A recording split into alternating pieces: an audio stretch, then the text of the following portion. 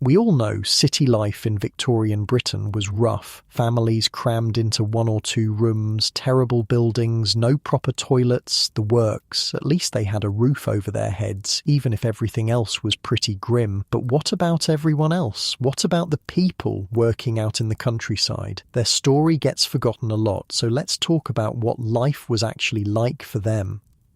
Before the story, if these help you sleep, like or subscribe would be cool. Also, drop where you're listening from and the time. I check the comments and it's crazy seeing people from like Australia and Norway on the same video. Tonight, we're heading to rural England in the 1850s. But hold up. Get comfortable first. I mean it. Fix your pillows, grab that blanket. This one's worth settling in for. Your eyes open to darkness, complete suffocating darkness. For a moment, you forget where you are, but then the familiar smell hits you, that musty, earthy scent that never leaves this place. The thatch above you is oozing moisture through the wooden rafters, droplets occasionally falling on your face as you lie there on your sack of chaff. "James," a voice whispers in the darkness. Your wife, Mary, already awake beside you. The baby's coughing again. You don't need light to know what time it is, maybe 4 a.m. The roosters haven't started yet, but your body knows the rhythm after years of farm labour. You've got to be at the fields by first light or risk losing your day's wage. And in February 1853, in rural Buckinghamshire, a missed day's work means your family might not eat. You push yourself up from the sack filled with oat chaff that serves as your mattress. The material crinkles beneath you, years of use having compacted it into a lumpy, uneven surface. But it's better than the bare floor. 9 people sleep in this one upstairs room. You, Mary, the infant between you, and 6 more children crammed onto another chaff sack nearby. The boys and girls together, no privacy, no separation. The eldest girl just turned 12, the eldest boy almost 11. They'll be working the fields with you soon enough if they survive. Not like your memory foam mattress right now, is it? I know, sounds fake, but wait till you hear about their bathroom situation. Swinging your legs over the edge, your bare feet touch the rough wooden floor. You can't fully stand up. The rafters are too low except in the very centre of the room. The thatch above, decades old and rarely repaired, is begrimed with smoke and dust and replete with vermin, as one Victorian journalist would describe it. Rats and mice live in it, along with spiders, though as the saying went, there are no cobwebs, for the spider only spreads his net where flies are likely to be caught. In your case, there's so little food in the house that even the spiders go hungry. The room's sole window, a tiny opening in the sloped roof, provides no light at this hour. There's hardly any ventilation, just a small aperture that barely qualifies as a window. In winter, you stuff it with rags to keep out the worst of the cold, sacrificing fresh air for a bit of warmth. Speaking of cold, it's absolutely freezing. February in England is brutal, and there's no heat in this sleeping room. The temperature inside isn't much warmer than outside. You shiver as you reach for the clothes you were wearing yesterday, which now serve as part of the covering for your children. This is common practice. Parents' day clothes often become the children's night covers, a necessity when you only have 2 actual blankets in the household. And those are on your bed, the parental bed, because at least you need to stay healthy enough to work. You fumble in the darkness, stepping carefully around the children's sleeping forms. They're all there, squeezed together for warmth. William, Emma, little George, Sarah, Thomas, and baby Elizabeth now coughing in Mary's arms. They sleep in their clothes, what few they have. Most don't own shoes, just walking barefoot or with rags tied around their feet. Well, you can't remember when. The nearest pump is half a mile away, and who has time to haul water for bathing when every hour is spent trying to survive? Careful on those steps, I should mention. The stairs to your sleeping quarters are basically a glorified ladder, a few rickety wooden steps leading through what's essentially a hatchway in the ceiling of the room below. They're greasy from years of hands and feet. and more than one person has taken a nasty fall. You make your way down in darkness, feeling each step with your toes before committing your weight. One wrong move and you could break a leg, and a broken leg means no work, which means no food, which means, well, let's not think about that just yet. The downstairs is just 2 rooms, a main living room that serves as kitchen, dining area and workplace, and a small back kitchen with a copper pot for washing. The cottage is tiny, maybe 15 feet long and 13 feet wide. The sandstone walls are sunk at different points and seem bedewed with cold sweat, as one visitor described similar dwellings. They're crumbling to decay, the whole structure twisting and distorting over time until it barely resembles something built by human hands.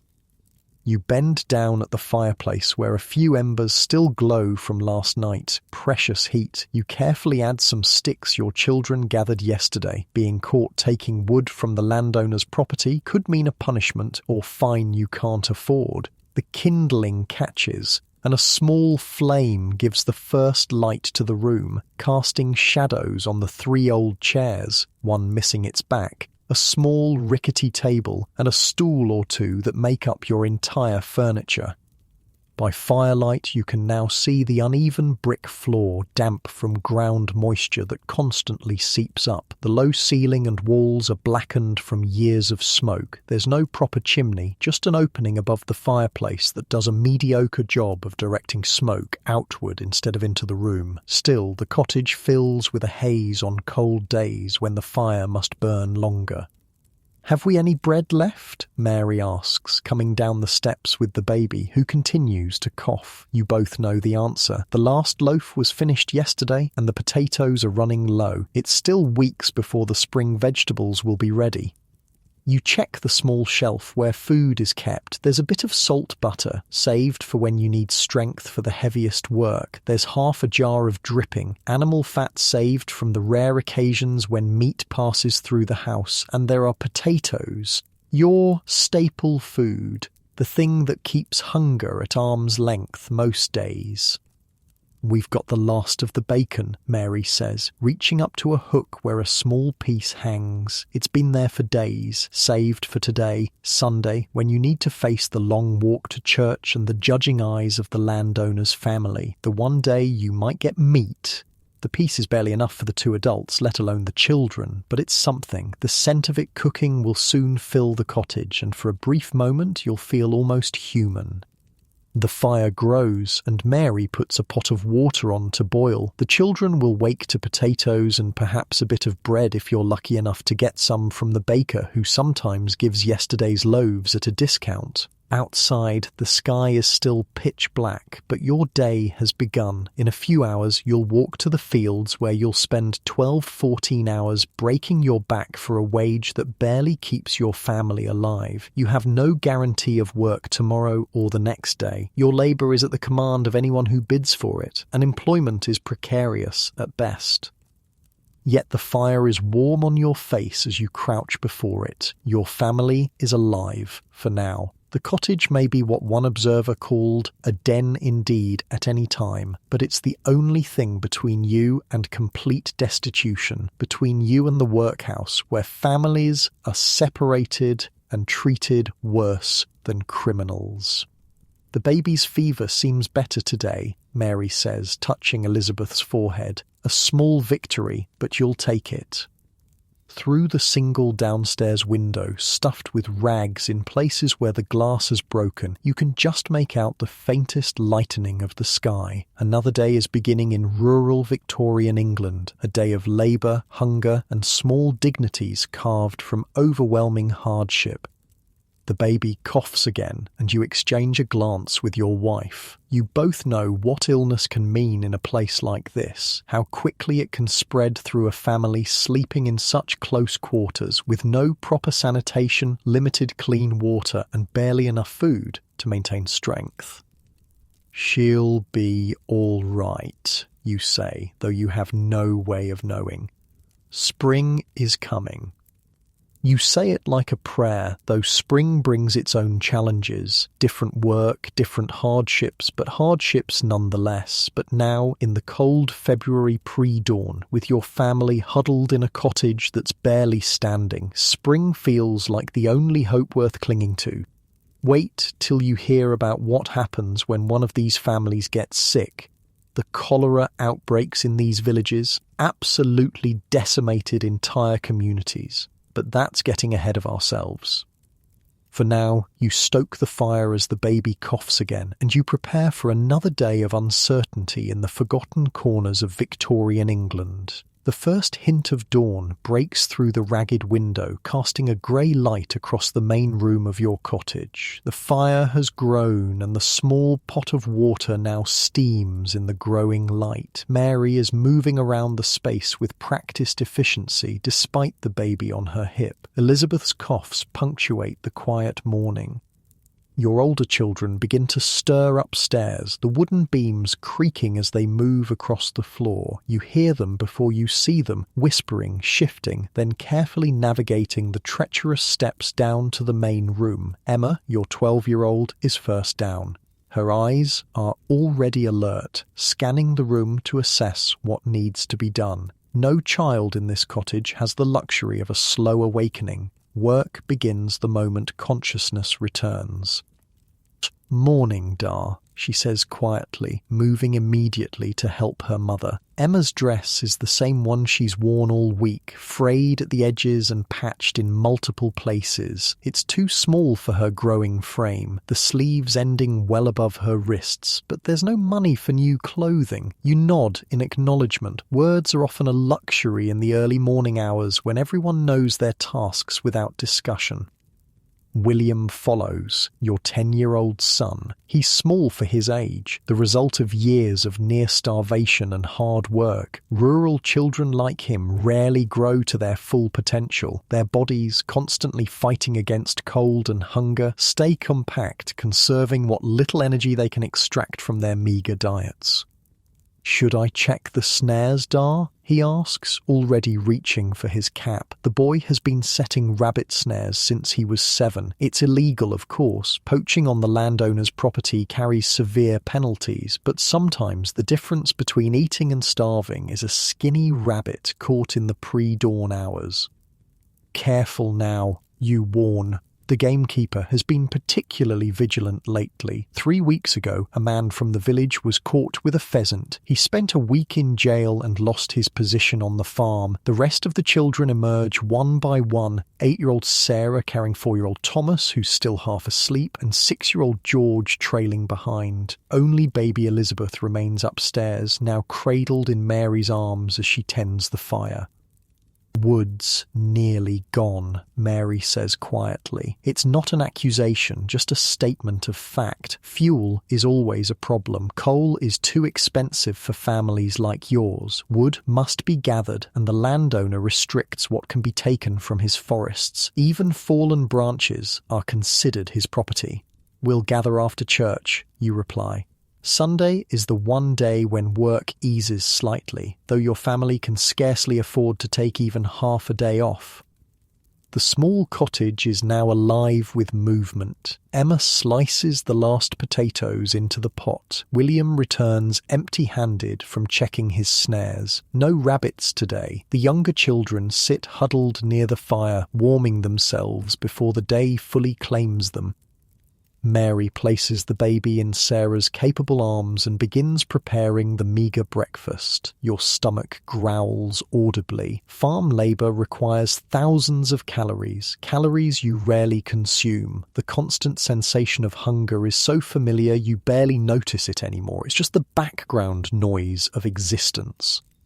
"Let me tell you something crazy," I interject here. Victorian labourers like you would burn around 4,000 calories a day doing farm work, but most families could only afford about half that in food. Your body was literally consuming itself to keep going. The one saving grace of rural poverty versus urban poverty is that at least you can sometimes supplement your diet. In season, there are berries in the hedgerows, watercress in the streams, and occasionally wild mushrooms in the woods. But in February, nature offers little. The ground is frozen, the bushes bare. Mary carefully divides the potatoes among 7 plates, tiny portions that barely qualify as a meal. The last piece of bacon has been cut into fragments so small they're almost symbolic, a whisper of protein rather than actual sustenance. Your plate gets the largest potato and most of the bacon. Not out of favoritism, but necessity. You need the strength for the hardest physical labour. "Remember when we had the pig last year?" George asks, staring at his plate with undisguised hunger.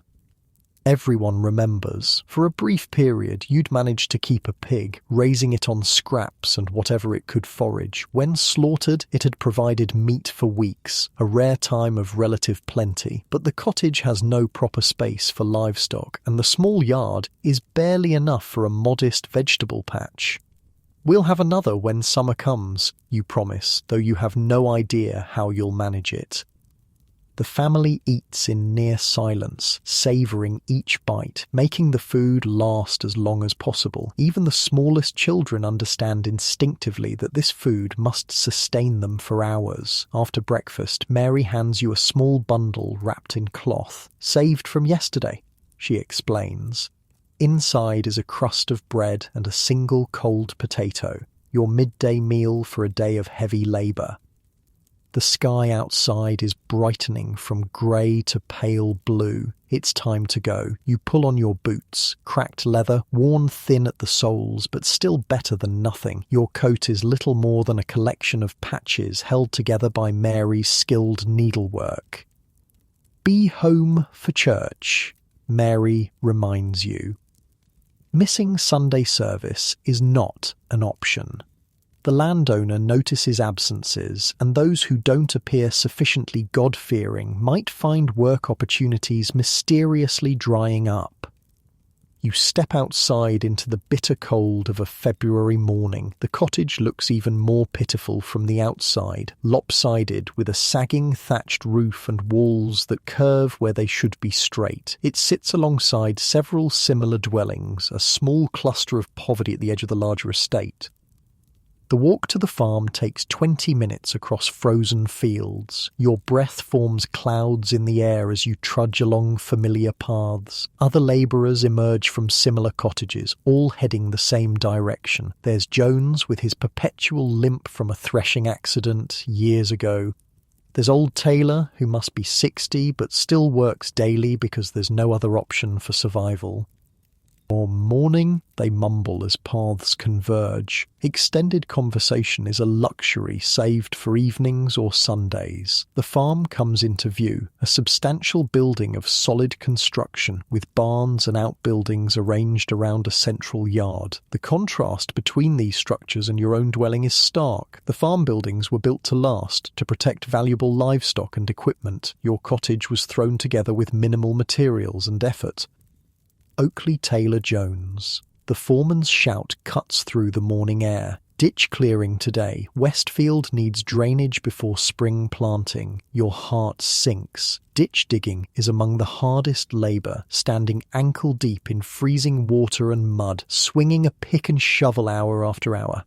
By nightfall, your hands will be raw and bleeding despite calluses built up over years. But you can't show disappointment, can't show weakness. "Yes, sir," you respond alongside the others. "And you there," the foreman points at a young man you don't recognise. "New, are you? From where?" "Aylesbury Way, sir," the young man responds. "Looking for work?" "No guarantee beyond today," the foreman warns. "If the weather turns, we won't need extras." This is the reality of agricultural labour in Victorian England. Employment is precarious at best. You might work for days or weeks, then suddenly find yourself without wages when rain makes field work impossible or when the season changes. The landowner feels no obligation to provide steady employment. The tools are distributed, shovels worn smooth from years of use, picks with handles polished by countless hands before yours. Then you march to the western field where a drainage ditch has silted up over winter. "Get to it then," the foreman orders. "Sixpence for the day's work, if it's done proper." 6 pence for 12 hours of back-breaking labour. It's barely enough to feed your family, certainly not enough for new clothes or medicine when illness strikes, but it's something, and something is better than the empty pockets that come with unemployment. You plunge your shovel into the half-frozen mud, using your foot to drive it deeper. The first cut of many, thousands of movements repeated until your muscles scream and your mind empties of everything except the next shovelful. The day has begun in earnest now, the pale winter sun offering light but little warmth. Around you, the rural landscape of Victorian England stretches in all directions, fields lying fallow for winter, skeletal trees, and in the distance, the landowner's substantial home, where fires burn in every room and no one knows the meaning of true hunger. Meanwhile, back at the cottage, Mary's day has taken shape as well. With you gone, she balances the constant needs of the household against her own income-generating work. Emma, mind the little ones. Sarah, help with the washing. William and George, the water needs fetching. The copper pot in the back kitchen must be filled for washing, clothes, linens, and eventually bodies, though full baths are rare luxuries saved for the most extreme circumstances. Water must be hauled from the communal pump half a mile away. It's a task that will occupy William and George for over an hour, carrying heavy buckets back and forth several times. Mary's primary income comes from taking in washing from wealthier households and from intricate needlework she does by the light of a single candle after the children are asleep. Her fingers are permanently pricked and calloused from countless hours of detailed stitching. Today she has a pile of mending from the doctor's household, shirts with frayed collars, stockings with holes, handkerchiefs needing monograms. The payment will be small but vital, perhaps a few pennies and some stale bread, or if she's lucky, a bit of cheese or milk for the baby. But before she can begin the fine work, the regular household tasks must be addressed. The single room must be swept, the meagre bedding aired if weather permits, the vegetable patch checked for any winter hardy greens that might supplement dinner. Sarah, the baby's fussing. Take her while I start the washing, Mary instructs. At 8 years old, Sarah is already a capable childminder, having been pressed into service from the moment she could safely hold a younger sibling. The washing is a brutal task in winter. Mary's hands turn red, then white with cold as she scrubs clothing in water that quickly turns icy. There is no relief. The work must be done regardless of comfort or health. Wet laundry must be hung to dry inside, creating a damp atmosphere that only worsens the cottage's already problematic conditions. "Mama, Thomas is coughing now too," Sarah reports, bouncing the baby on her hip while the 4-year-old huddles near the fire. Mary pauses, water dripping from her chapped hands, to look at her son. His cheeks are flushed despite the chill in the air, another illness beginning. It's hardly surprising. The damp conditions, inadequate food and close quarters make disease transmission inevitable. But there's no money for a doctor. No time to lay in bed and recover properly. The best she can offer is willow bark tea if the cough worsens, and perhaps a bit more of her own food portion diverted to the sick children. This is how disease spreads through rural communities, passed from one weakened body to another, with few resources to fight it off. In the 1850s, diseases like tuberculosis, typhoid, and various respiratory infections claimed countless lives, particularly among the youngest and oldest. By mid-morning, Mary has the washing underway and has begun the fine needlework while supervising the children's chores. Emma is peeling the few remaining potatoes for the evening meal, stretching them with a handful of barley to make a thin soup. Mrs. Oakley, a sharp knock at the door interrupts the domestic rhythm. Mary opens it to find Mrs. Simmons, the vicar's wife, standing with a basket over her arm. The woman's expression is a carefully constructed mask of Christian charity overlaid on barely disguised disgust at the conditions before her. "I've brought some things the parish thought might be useful." she announces, stepping just inside the doorway but no further, as if poverty might be contagious. Some old clothes for the children and a bit of broth for the baby. I hear she's unwell. "You're very kind, ma'am," Mary responds, accepting the basket with genuine gratitude despite the condescension. Pride has no place when your children are hungry and ill. Mrs. Simmons peers around the cottage, eyes lingering on the damp walls, the sparse furnishings, the children in their patched clothing. "You really must keep things cleaner, Mrs. Oakley," she admonishes. "Disease thrives in filth, and open the window occasionally for fresh air." Mary doesn't explain that opening the window lets in freezing air that could kill a sick baby faster than stale air ever would. Doesn't mention that cleanliness requires soap, hot water and time, all luxuries beyond her reach. She simply nods and thanks the woman again.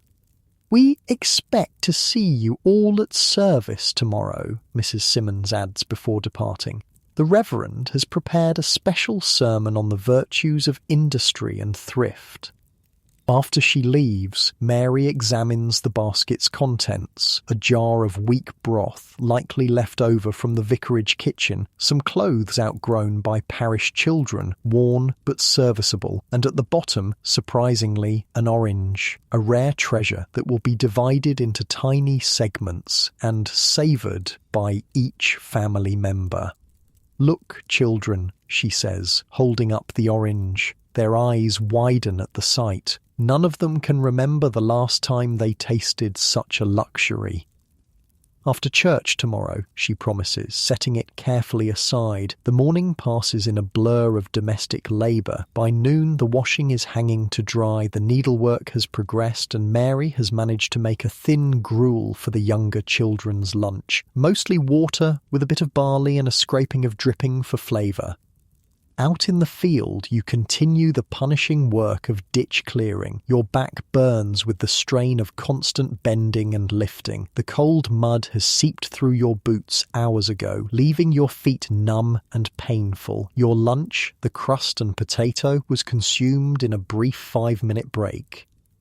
Around you, other men labour in similar conditions. Occasionally, a cough echoes across the field. Consumption, most likely, the dreaded tuberculosis that claims so many rural lives. Men work through the symptoms until they literally cannot stand, because a day without work is a day without food for their families. The landowner passes by on horseback in the early afternoon, surveying his property. He barely glances at the labourers. You are as much fixtures of the landscape as the trees and hedgerows, merely tools for extracting value from the land. As the winter sun begins its early descent, you drive your shovel into the mud one final time. The ditch is clear now, a channel carved through frozen earth that will direct spring rains away from valuable cropland. Your hands are bleeding despite the calluses, your back in spasm from thousands of repetitive movements. "That'll do," the foreman announces, inspecting the work. He distributes the promised 6pence to each man. "Same time Monday if it doesn't freeze overnight." The money feels insignificant in your palm, a tiny compensation for the day's toll on your body, but it means food tomorrow. It means one more day keeping the workhouse at bay. You trudge home in the gathering dusk, joining the stream of labourers returning to their cottages.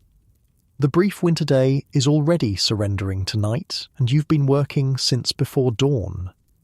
Ahead lies church tomorrow, a different kind of obligation. Then perhaps, if you're lucky, more work on Monday. This is the rhythm of rural poverty, endless labour punctuated by brief periods of rest that are themselves filled with different kinds of work.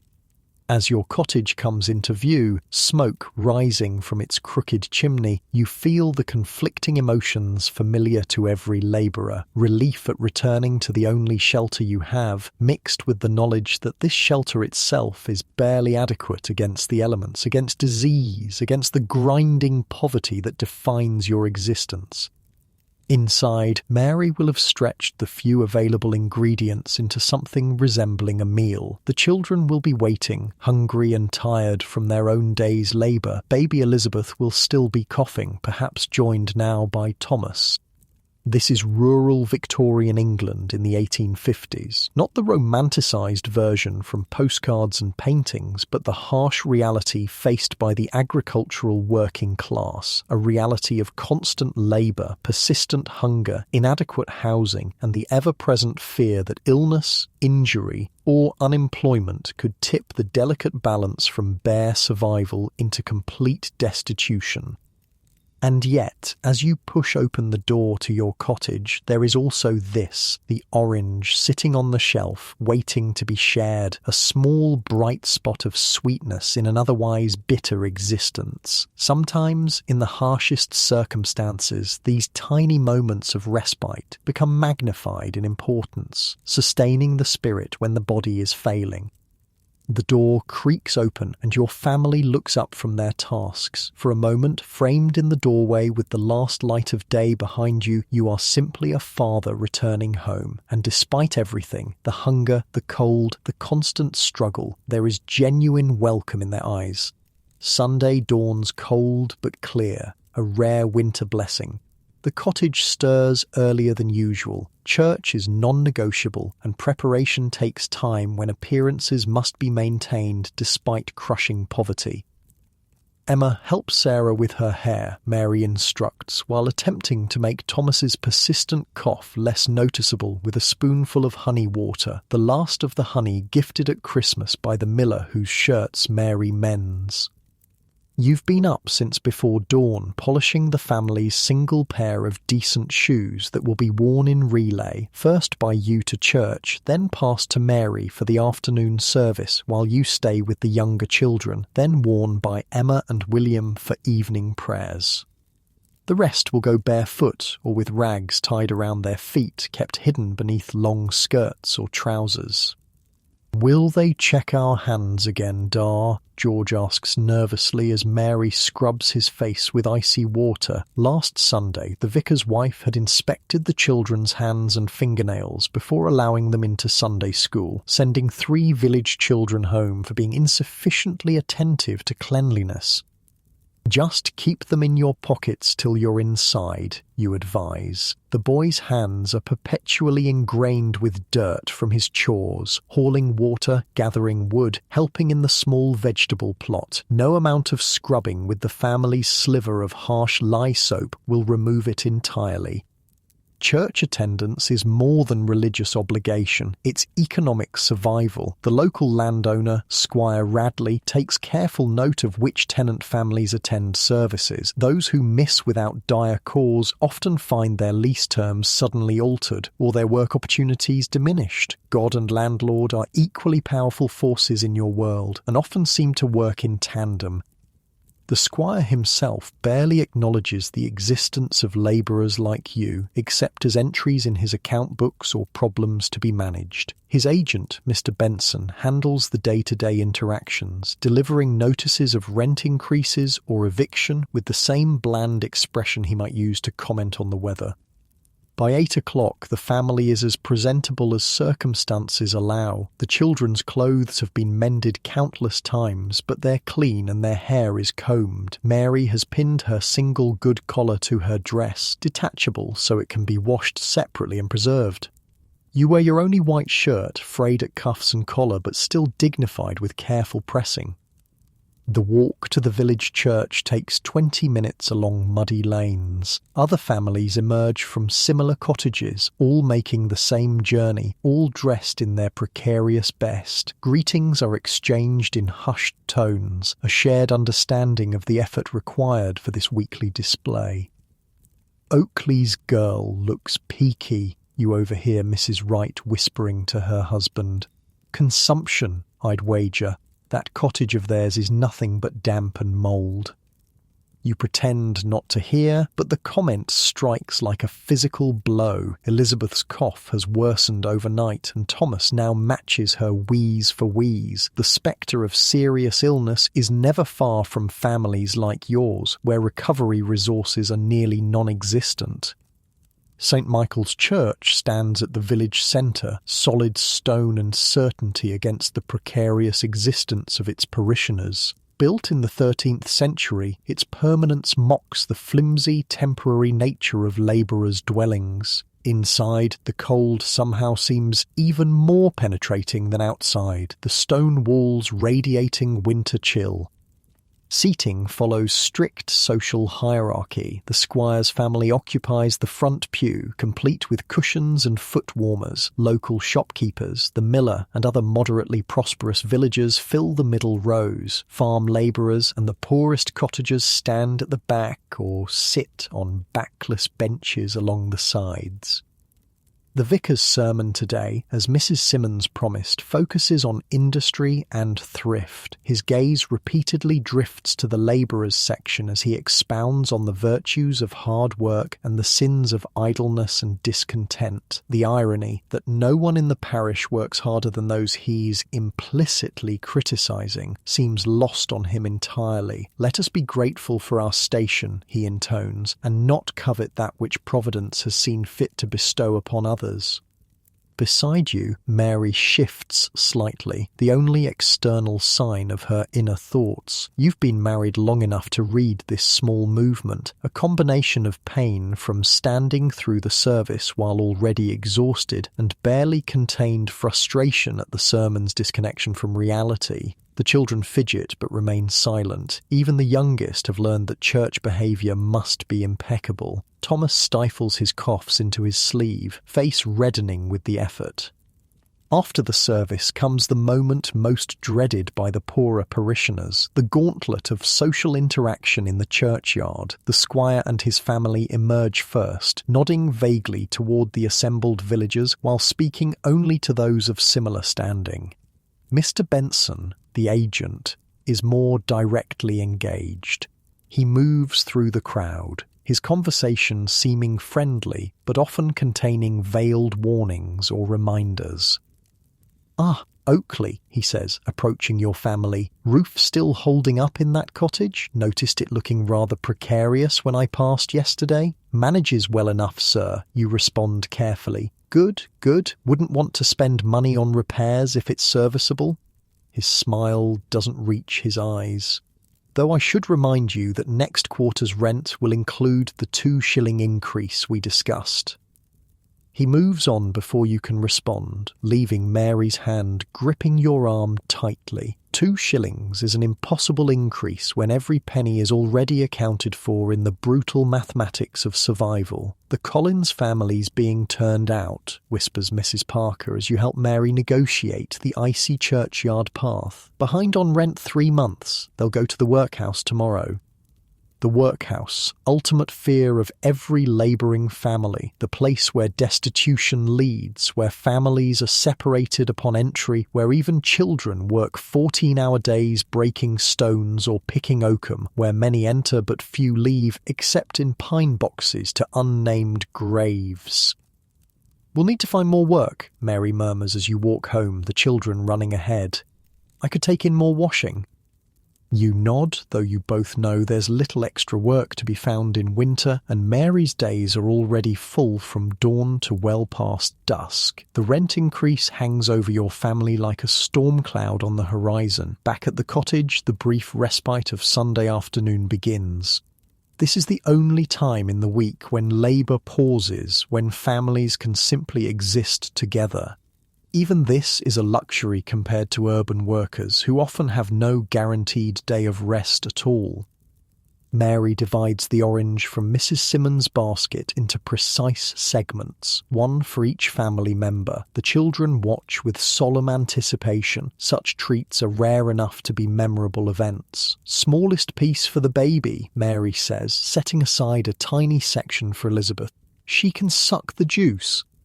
The burst of flavour is almost shocking after months of bland potatoes and bread. For a moment, the single slice of orange transforms the cold cottage into something approaching contentment. Small pleasures take on outsized importance when they're rare. "Tell us about the big house, Sarah requests, savouring her orange segment slowly to make it last. This is a Sunday tradition, stories about the squire's mansion that none of the children have ever entered, except Emma, who occasionally helps with laundry there. Your descriptions, gleaned from glimpses through windows while doing garden work, feed their imaginations and provide a momentary escape. They have a room just for eating, you begin, though they've heard this many times, with a table long enough for 20 people, and another room only for sitting and talking, with chairs soft as clouds and carpets thick as summer grass, and a room just for books. Emma adds, having seen the library during her work, more books than the school and church combined. The children listen, wide-eyed, struggling to imagine such excess of space and possessions when their entire lives are contained within these two small rooms. "And do they have to carry water?" asks George, for whom the daily water hauling is a major chore. "They have pipes that bring water right inside," you explain. "They just turn a handle and clean water pours out, and other pipes take away the dirty water." This technological marvel always elicits gasps. The concept of water appearing without labour seems more magical to your children than any fairy tale. The remainder of Sunday passes quietly. Mary uses the precious daylight hours to mend clothing and work on her paid needlework. You repair a broken chair and check the cottage's structure for new leaks or damage. The children entertain themselves with simple games, marbles made from clay, a battered set of jacks, stories told and retold. As darkness falls, the orange has been completely consumed, even the peel saved to flavour the next batch of barley water. The brief respite ends as preparations for Monday begin. Clothes laid out, tools gathered, food portions planned. Monday arrives with freezing rain that pelts the cottage roof and seeps through the ageing thatch in several places. Strategic placement of pots catches the worst drips, their plinks and plonks creating a dissonant melody throughout the dark morning. "Field work will be called off," Mary says, watching the downpour. "It's a mixed blessing. No wage for the day, but also no standing in freezing mud for 12 hours. The foreman confirms this when you trudge to the farm despite the weather. "Nothing today," he announces to the gathered labourers. "Try again tomorrow if it clears." The men disperse silently, each calculating how this lost day will affect their already precarious finances. Some head to the village to seek odd jobs, splitting wood, cleaning stables, any task that might earn a few pennies. Others return to their cottages to work on crafts that might supplement their income, whittling, basket making, mending tools. You walk to Ashby's mill, 3 miles distant but worth the journey if the miller needs help. The mill operates regardless of weather, and Ashby sometimes needs an extra hand when grain deliveries arrive. "Could use someone for unloading," Ashby confirms when you arrive. "Soaked through and shivering. 6pence for the day. Start now." The work is different but no less gruelling than field labour. Sacks of grain weighing up to 200 pounds must be carried from wagons into the mill's storage area. By midday, your shoulders and back burn with the strain, your wet clothes chafing against skin. Ashby's wife provides a bowl of thin soup at noon, a kindness not all employers would offer. You eat standing in the mill's relative warmth, savouring both the food and the brief respite from rain. "Bad winter for consumption," Ashby comments, watching you eat. "Lost 2 workers already since Christmas. Your family keeping healthy?" "Well enough," you respond automatically, though Thomas and Elizabeth's coughs worry you deeply. "There's a new doctor in Upper Westfield," Ashby mentions. "Young fellow, sometimes takes payment in labour or goods when folks can't manage cash."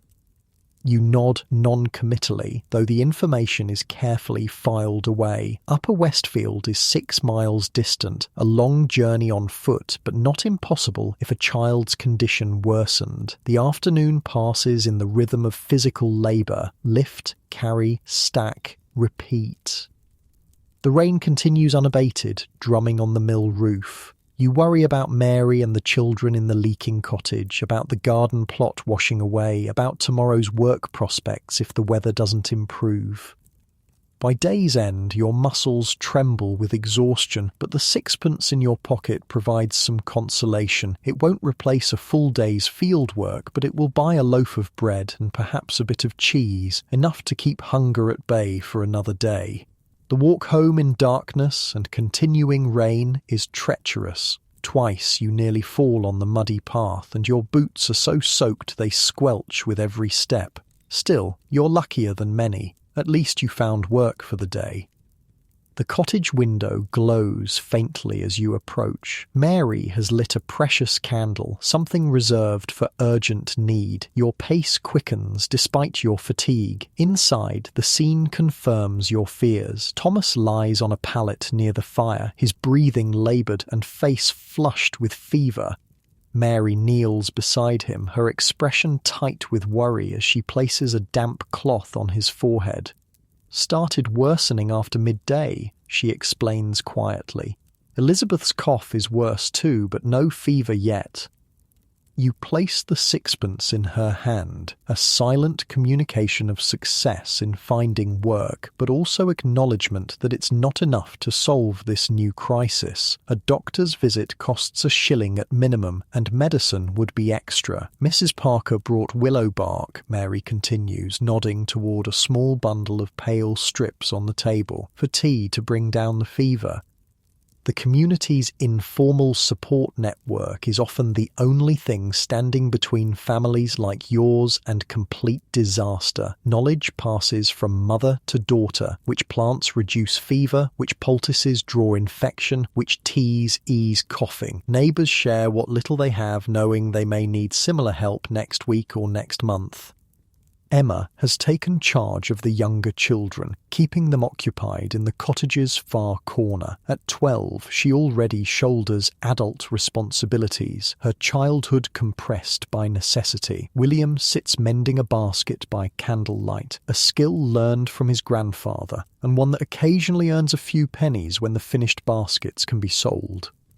"The Robinsons lost their baby yesterday," Emma says quietly as you hang your wet coat near the fire. "Whooping cough, they're burying her tomorrow. Child mortality is a constant presence in your community. In winter especially, when cold, damp and hunger combine with seasonal illnesses, death visits many cottages. The small churchyard has far too many tiny graves, their stones simple or non-existent depending on what families could afford." "We'll make the willow tea stronger," Mary decides, glancing between Thomas and Elizabeth, "and keep them near the fire tonight." You nod and begin removing your soaked boots, the leather so worn they provide little actual protection. Your feet are white and wrinkled from hours of wetness, the skin between your toes cracking painfully. Mary will rub them with a bit of precious grease before sleep. Not for comfort, but to ensure you can walk to work tomorrow. A labourer who cannot walk cannot earn. Through the evening, the family's attention centres on Thomas. His breathing grows increasingly laboured, each inhalation a visible struggle that raises his small chest and hollows his neck. The willow bark tea is administered hourly, along with honey water when he can swallow. Emma takes charge of serving the evening meal, boiled potatoes and barley made into a thin soup with the bread purchased from your day's wages divided precisely among the family. Mary eats one-handed, the other hand constantly monitoring Thomas's fever. "Should we send for the doctor?" you ask quietly when the younger children are settled for sleep. Mary's hesitation tells everything about the impossible calculations of poverty. A doctor might save Thomas, or might not, but the cost would certainly mean less food for everyone else, perhaps for weeks. These are the brutal arithmetic problems faced daily by families like yours, where there are never good choices, only varying degrees of painful ones. "Let's see if the fever breaks by morning," she finally says. If not, the sentence hangs unfinished. You both know what hangs in the balance, not just Thomas's health, but the precarious stability of the entire family. One serious illness, one missed rent payment, one injury preventing work, and the whole structure could collapse. The rain continues through the night, its patter on the thatch now punctuated by Thomas's wheezing and the occasional cough from Elizabeth or the other children. Sleep comes in fragments, interrupted by the need to tend the fire, check Thomas, and reposition pots, catching leaks. This is the reality of survival in rural Victorian England, a constant state of triage addressing each crisis as it arises while knowing another inevitably waits just behind it. There is no getting ahead, only staying afloat for one more day, one more week, one more season. Yet even in these harshest circumstances, there are threads of resilience and community that provide structure and meaning, the knowledge passed between generations about how to stretch food, treat illness, and maintain dignity despite poverty, the informal support networks between cottagers who share what little they have. The small moments of beauty and joy, an orange shared, a story told, a child's laughter that punctuate the hardship. As the night deepens and the cottage grows quiet, save for Thomas's laboured breathing, these interconnected systems of survival continue their work, invisible but essential, holding families and communities together against the relentless pressures of poverty, illness and uncertainty in the forgotten corners of Victorian England. Morning arrives with a momentary blessing. Thomas's fever has broken during the night. He remains weak, his cough still rattling in his chest, but his eyes are clearer when they open, and he asks for water in a scratchy voice. "Thank Providence," Mary murmurs, placing a hand on his forehead to confirm the cooler temperature. The willow bark tea, constant attention, and perhaps simply his young body's resilience have combined to pull him back from the edge that so many children slip over, especially in winter. The rain has stopped, leaving behind a world of mud and standing water. The cottage floor is damp in places where the leaks were too many for the available containers. Mary has been up since well before dawn, wringing out sodden rags and trying to dry the worst patches before the day properly begins. "Field work today?" she asks as you pull on your still damp boots. "If they'll have me," you reply. With Thomas seeming improved, the family's attention returns to the ever-present need for income. A missed day of work yesterday means today's labour is even more essential. Emma will stay home from school to help care for Thomas and the baby. Education, though theoretically available through the church school, is a luxury often sacrificed to more immediate needs. At 12, she's already missed so much schooling that the gaps in her knowledge are likely permanent. She can read simple texts and write her name, which is more than many rural children achieve. Mrs. Wright's youngest has the cough now too, Emma reports as she takes over watching Thomas. And the Carter twins, half the school was empty yesterday. This is how illness travels through rural communities, a web of connection through school, church and shared workspaces. In winter especially, when families are confined in small, poorly ventilated cottages, disease passes easily from household to household. You step outside, the cold morning air both bracing and painful on your face after the relative warmth of the cottage. The lane between the cottages has become a river of mud, churned by countless feet and occasional cartwheels. Several neighbours are already making their way towards the fields or other work sites, their breath visible in the chill air. "Oakley," calls John Thompson, a fellow labourer from 3 cottages down, "heard your boys poorly." "Better this morning," you respond, falling into step beside him. "Good fortune there. We lost our Lucy 3 winters back to the lung fever." Thompson's face remains impassive as he delivers this information, not from lack of feeling, but from the particular stoicism that develops when grief is a regular visitor. "The missus says there's sickness all through the village," he continues. "Squire's youngest too, they say, though they've brought a doctor from London for him." This is unsurprising. The Squire's family, while breathing the same rural air as the labourers, inhabits an entirely different world when it comes to healthcare. For them, illness is met with professional medical attention, specialised medicines, dedicated nursing care, and the crucial elements of rest, warmth, and proper nourishment during recovery. The conversation turns to work prospects as you approach the farm. The ground will be too sodden for some tasks, but there are always barns to mend, animals to tend, and preparations for spring planting regardless of weather. Drainage work continues, the foreman announces, when enough men have gathered. Westfield still needs clearing, and we need 4 men for repair work on the north barn roof.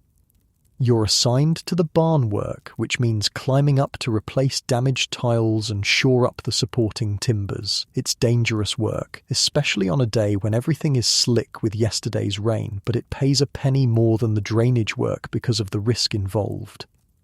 The morning passes in careful, methodical labour. One wrong step on the wet roof could mean a fall, and a fall could mean permanent disability or death. There is no compensation for workplace injuries among agricultural labourers. A man who cannot work simply doesn't get paid, and his family bears the consequences.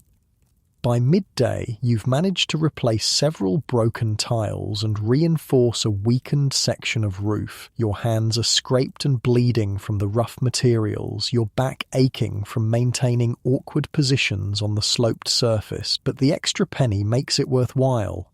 That's the difference between plain bread and bread with dripping for tomorrow's breakfast.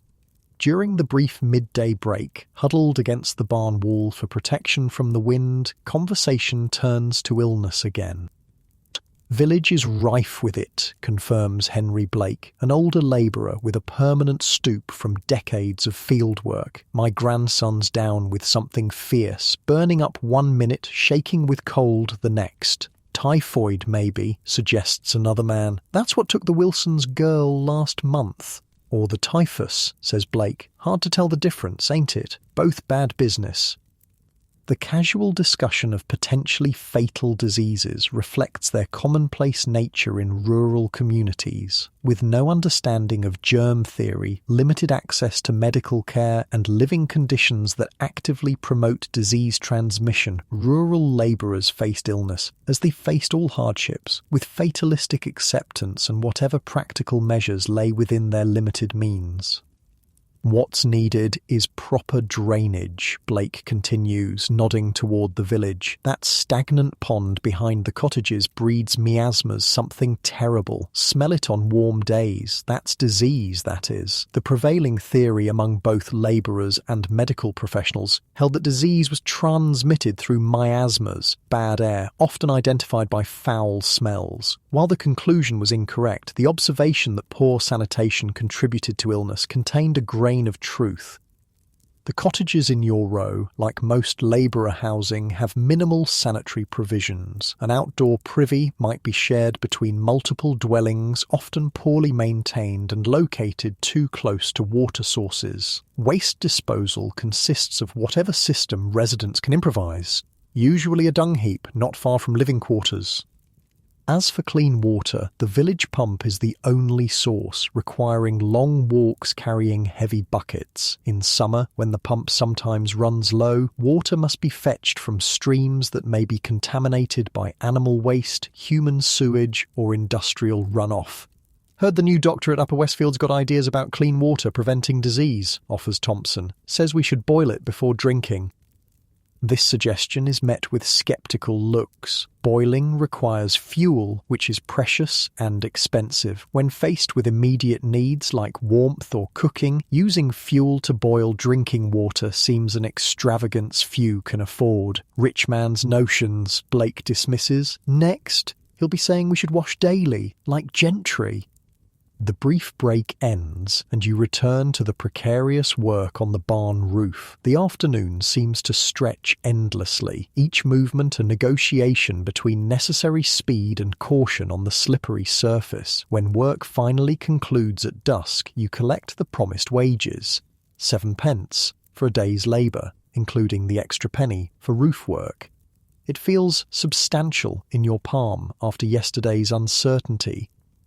The walk home takes you past the village shop where you stop to purchase bread for tomorrow. The shopkeeper, Mrs. Simmons, sister-in-law to the vicar's wife, greets you with the peculiar mix of condescension and familiarity that characterises most cross-class interactions. "Heard there's sickness in your cottage, Oakley?" she remarks while wrapping the loaf in paper. "The typhus, is it?" "Just a winter cough," you respond, unwilling to invite either pity or gossip. "Well, best keep them away from others if you can," she advises, as if quarantine were a simple matter in a 2-room dwelling with 9 inhabitants. The squire's concerned about contagion spreading. His boy's been poorly. The message is clear enough. Labourers' children might carry disease to their betters, and this must be prevented regardless of their own suffering. "£0.5 for the bread," she adds, naming a price that's a halfpenny higher than last week. You pay without comment. Complaining changes nothing and might damage the fragile relationship with one of the few credit sources available when times get truly desperate. The halfpenny might be a genuine price increase, or it might be Mrs. Simmons's personal tax on families she considers problematic. Either way, it's now built into the cost of feeding your family. Twilight is settling over the village as you continue homeward. Smoke rises from cottage chimneys, creating a grey haze that hangs in the still air. Through windows, you glimpse scenes identical to what awaits in your own dwelling. Families gathered around meagre fires, women cooking or mending, children crowded together in too small spaces. Ahead, a small crowd has gathered around the Parkers' cottage. Something in their posture, heads bowed, voices hushed, speaks of tragedy before you're close enough to hear the details. Mrs. Wright, spotting your approach, detaches from the group. "It's their youngest," she explains quietly. "Gone this afternoon. The croup, they think." Another small body for the churchyard. Eliza Parker was only 4, a year younger than your Thomas. The proximity sends a chill through you that has nothing to do with the evening air. It could so easily have been your cottage drawing this sombre gathering. "They're laying her out now," Mrs. Wright continues. "Women are taking turns sitting up tonight. Mary's name is down for the hour after midnight." This is part of the community's response to death, practical assistance with the rituals that transform a family member into a corpse ready for burial. Women wash and dress the body. Men sometimes construct a simple coffin if the family can't afford the carpenter's services. Neighbours take on the household's regular tasks, freeing the grieving family for their immediate needs. The Parker children have been distributed among neighbouring cottages for the night, standard practice to keep them from the sight of death preparations and to give the parents space for initial grief. Their oldest boy is likely at the Thompson cottage, the middle children with the Wrights, the baby with whoever has milk to spare. You continue past, pausing only to remove your cap in respect. There will be time tomorrow to speak to Parker, to offer whatever inadequate words of condolence might help. Tonight, the family needs the small privacy that the community can provide by taking on their essential tasks. Your own cottage appears ahead, lantern light glowing through the single downstairs window. Despite everything, the damp, the cold, the constant struggle, the sight provides a moment of profound relief. Your family has survived another day. Inside, Mary looks up from the pot she's stirring. Her expression tells you she's already heard about the Parker child. News travels rapidly through the women's networks of the village. "Thomas is better," she reports before you can ask. "Took some broth at midday and has been sleeping mostly. No fever returned. One crisis averted, though Elizabeth's cough remains concerning, and now there's the knowledge that croup has claimed a child just down the lane." You hand Mary the bread and the remaining coins from your day's wages.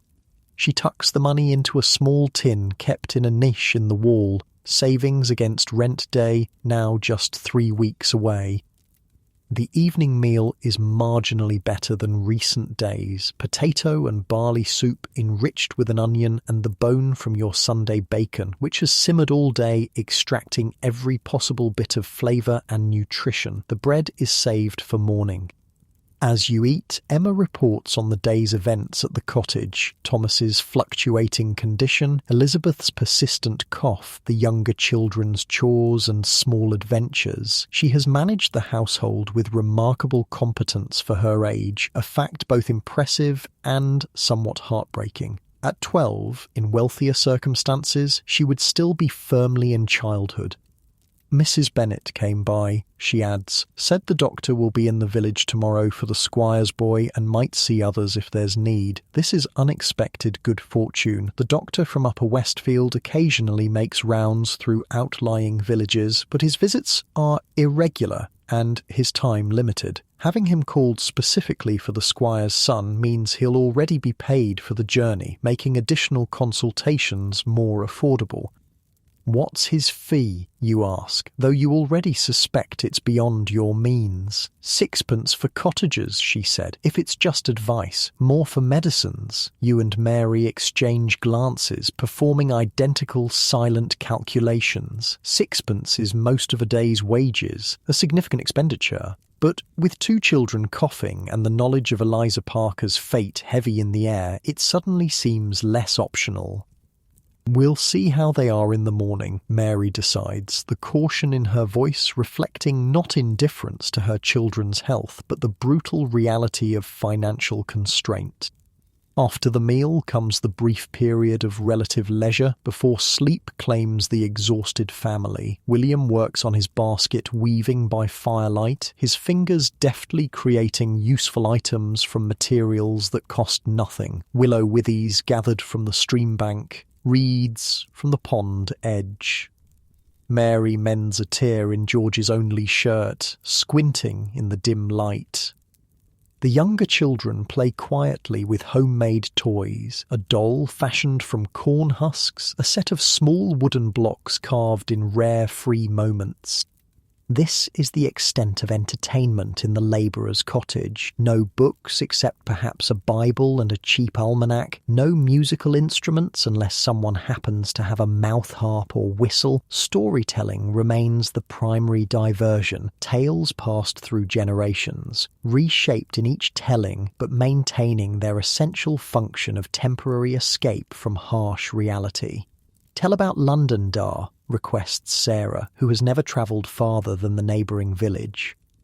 You've only seen London once yourself, a brief journey in your youth when an uncle took you along on a livestock drive, but that glimpse of the great city has been transformed through years of retelling into an elaborate travelogue that delights your children. London, you begin, settling into the familiar rhythm of the tale, is so vast you can walk all day and never see the end of it. Buildings tall as church towers, streets so crowded you can barely move, shops with everything imaginable in their windows. The children listen raptly, even those who've heard it countless times before. For a little while, the damp cottage with its inadequate furnishings fades, replaced by the imagined splendours of a place that exists for them only in stories. Outside, darkness has fully claimed the village. The only sounds are occasional coughs from the sleeping children, the crackle of the dying fire, and the distant calling of an owl hunting in the fields. In cottages up and down the lane, similar scenes play out. Families gathered in the single-heated room, sharing the day's small events, preparing for tomorrow's labour, and eventually surrendering to sleep. Soon, Mary will walk to the Parker cottage for her turn sitting with the dead child, a vigil that combines practical necessity with deep-rooted tradition. The body must not be left alone before burial, partly from spiritual belief, partly to ensure nothing disturbs the carefully arranged remains.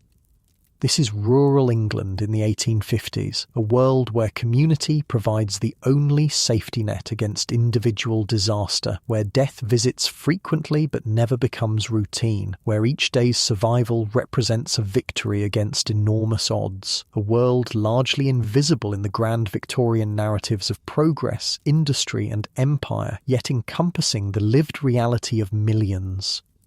As the fire burns down to embers, the family prepares for sleep. Tomorrow will bring the doctor's visit, more labour if weather permits, and the sombre business of the Parker child's funeral. But for now, in the quiet darkness, there is only the sound of breathing.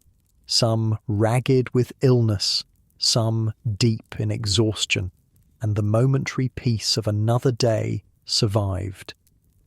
Dawn breaks with unexpected brightness, the sun appearing as a pale disk through thinning clouds. After days of relentless rain, even this weak February sunlight feels like a gift. You wake with the light, your body's internal clock precisely calibrated to maximize available daylight hours regardless of season.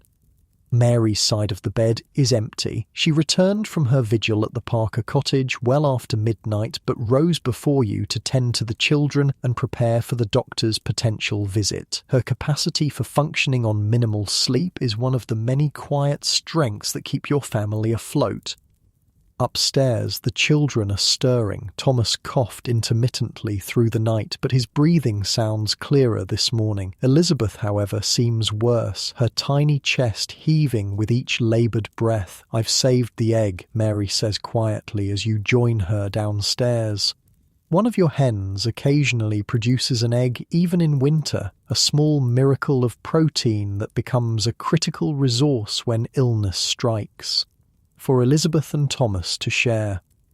This represents significant sacrifice. The egg could have been divided among all the children or used to supplement a meal for the entire family. Dedicating it solely to the sick children reflects the severity of your concern, especially for Elizabeth. The morning routine unfolds with practiced efficiency. Emma helps the younger children dress while William fetches water. Mary prepares a thin porridge stretched with the last of yesterday's bread. You check the cottage's structure for new damage from the recent rains. The news isn't good. The persistent dampness has caused a section of wall to bulge slightly, a warning sign familiar to anyone who's lived in poorly constructed cottages. Left unaddressed, it could eventually collapse, but repairs require materials you can't afford and time away from paid labour you can't spare. "We could stuff the worst gaps with straw," Mary suggests, examining the wall with the expert eye of someone who's managed structural emergencies with minimal resources for years. Might hold till spring when the drying weather helps. This is the perpetual calculation of rural poverty, determining which problems must be addressed immediately and which can be temporarily patched with makeshift solutions. The wall will be monitored daily, its deterioration measured against other pressing needs.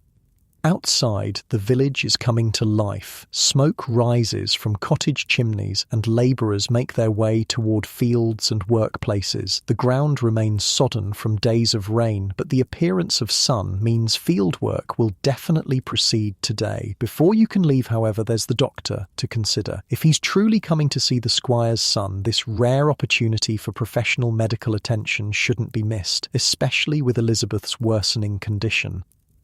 "I'll wait an hour," you decide. "If he hasn't come by then, I'll have to go to work." Mary nods, understanding the impossible balance between immediate health concerns and the essential income that sustains long-term survival. An hour's delay means potentially reduced wages if the foreman assigns the best work before you arrive, but Elizabeth's laboured breathing demands this compromise.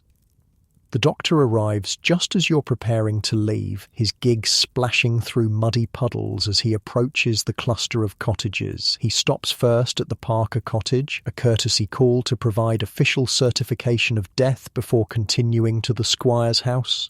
Such documentation is a luxury most labouring families do without, their children's deaths recorded only in church registers if at all. Word travels rapidly through the cottages. Dr. Harrison is willing to see other patients after visiting the squire's son. A small queue forms near the village green, mostly mothers holding coughing children or supporting elderly parents with various ailments. You join them, carrying Elizabeth wrapped in the family's second-best blanket. Mary remains home with Thomas and the others, unable to leave them unattended and unwilling to expose Thomas to the cold when his condition seems to be improving.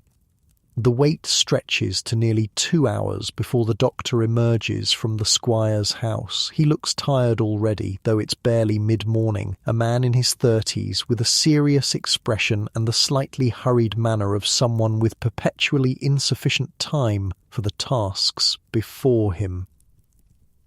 Form an orderly line, he instructs, setting his bag on a wooden bench outside the smithy, which offers some protection from the mud and a relatively central location. Children and elderly first.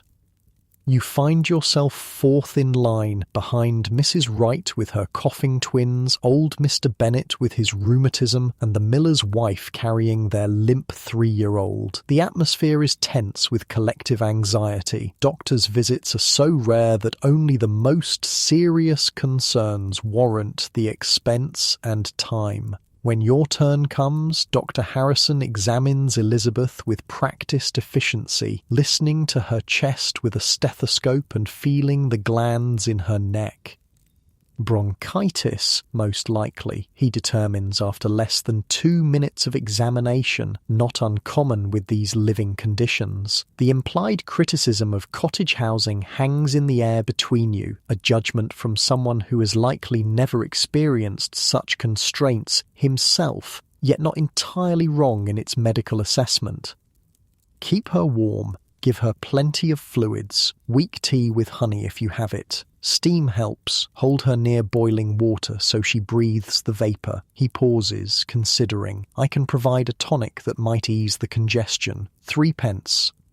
This presents another impossible calculation. 3p is half a day's wages, yet the tonic might be the difference between Elizabeth's recovery and a funeral like the Parkers face tomorrow. You hand over the coins without hesitation, though mentally you're already recalculating how this will affect the week's food and the looming rent payment.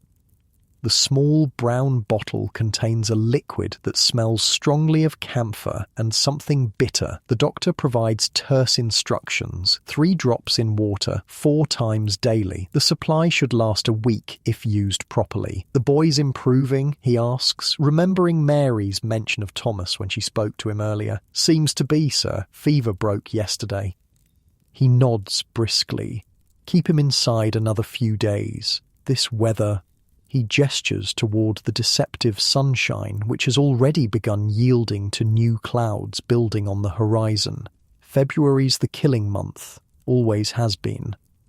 This grim assessment reflects long experience. February in rural England occupies a particularly treacherous position in the seasonal cycle. Winter food stores running low, bodies weakened by months of cold and damp, yet spring's relief still weeks away. It's when the vulnerable often slip away, their reserves finally exhausted.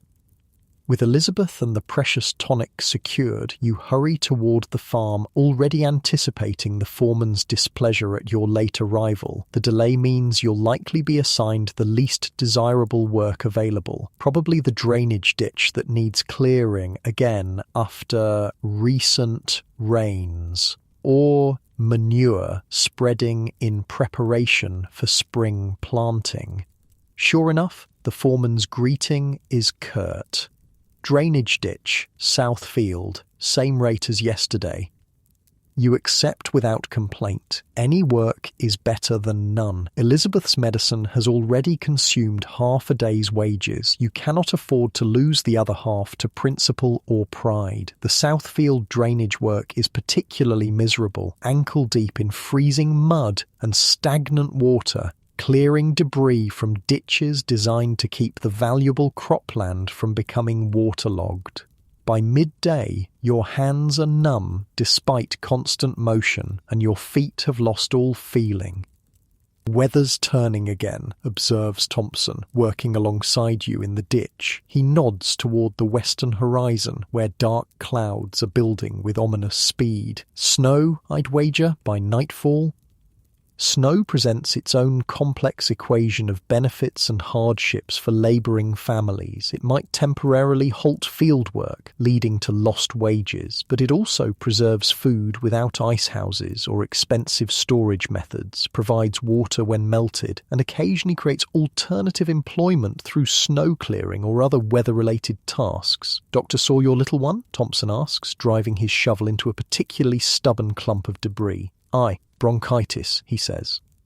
Thompson nods grimly. That took my sister's boy 2 winters back. The steam helps though. Get her over a pot of boiling water if you can manage it. This casual exchange of medical information represents a crucial survival mechanism in communities with limited access to professional healthcare. Experience-based knowledge passes between families, creating a collective wisdom about managing illness with available resources.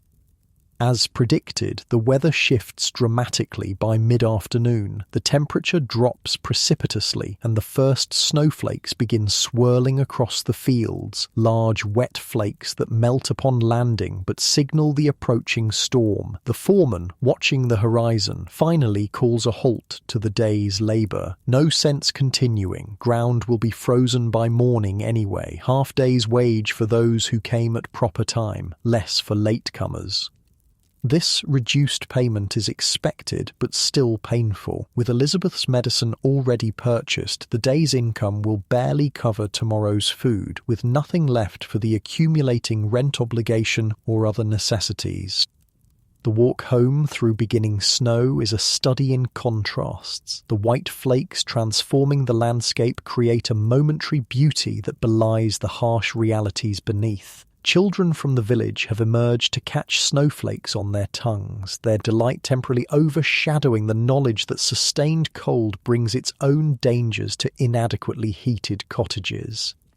The lane between cottages has begun to freeze, turning yesterday's mud into treacherously slick terrain. Twice you nearly fall before adopting the shuffling gait that offers more stability. A broken limb would mean catastrophe. Weeks without income while still requiring food, fuel, and eventually the dreaded doctor's fees.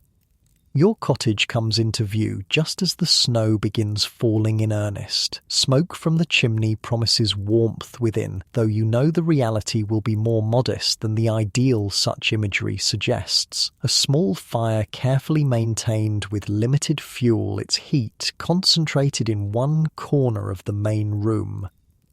Inside, Mary has transformed the ordinary cottage into a makeshift sick room. Thomas sits wrapped in blankets near the fire, colour returning to his cheeks as he sips broth from a chipped cup. Elizabeth lies in a makeshift cradle fashioned from a drawer, positioned to receive maximum warmth from the fire without being dangerously close. She took a few drops of the tonic, Mary reports, relieving you of your snow-dusted coat. Seems to breathe easier afterward, but still poorly. You hand over the reduced wages and Mary's expression reflects the same mental calculations you performed earlier, measuring coins against necessities, determining what can be stretched and what must be sacrificed. Bennett had some work for Emma, she says, after tucking the coins away. Cleaning their chicken coop. Paid her in eggs, 3 good ones. This represents significant good fortune. Protein is the most difficult dietary element to obtain consistently on labourers' wages. 3 eggs mean a substantial nutritional boost for the sick children, with perhaps a bit left for the others.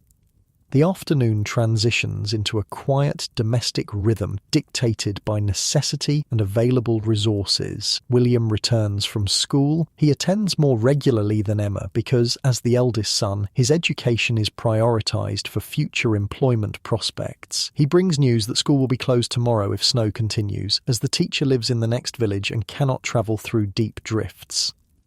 George and Sarah have spent the day gathering fuel under Mary's direction, fallen branches from the hedgerows, dried dung from the fields, anything that might burn without drawing accusations of theft from landowners increasingly protective of every resource, even dead wood that would otherwise rot. As darkness approaches, the snow falls more heavily, transforming the view through your single window into a swirling white curtain. The temperature drops further, and drafts find their way through the cottage's many imperfections, gaps around the door, cracks in the walls. The thinning thatch that needs replacement you cannot afford. We'll sleep down here tonight, Mary decides, assessing the worsening weather, all together near the fire. This is standard procedure during the coldest weather, abandoning the sleeping loft to concentrate the family's body heat in the main room, supplemented by whatever bedding can be gathered. The floor is hard and the space cramped, but shared warmth makes survival possible when individual isolation might not be. Evening brings the Parker child's wake, not a formal affair as might occur in wealthier households, but a gathering of neighbours bringing what food they can spare, offering comfort through presence rather than words. Custom dictates that you should make an appearance, however brief, to pay respects. "I'll go for both of us," you tell Mary, who normally would attend but cannot leave Elizabeth. Just long enough to speak to Parker.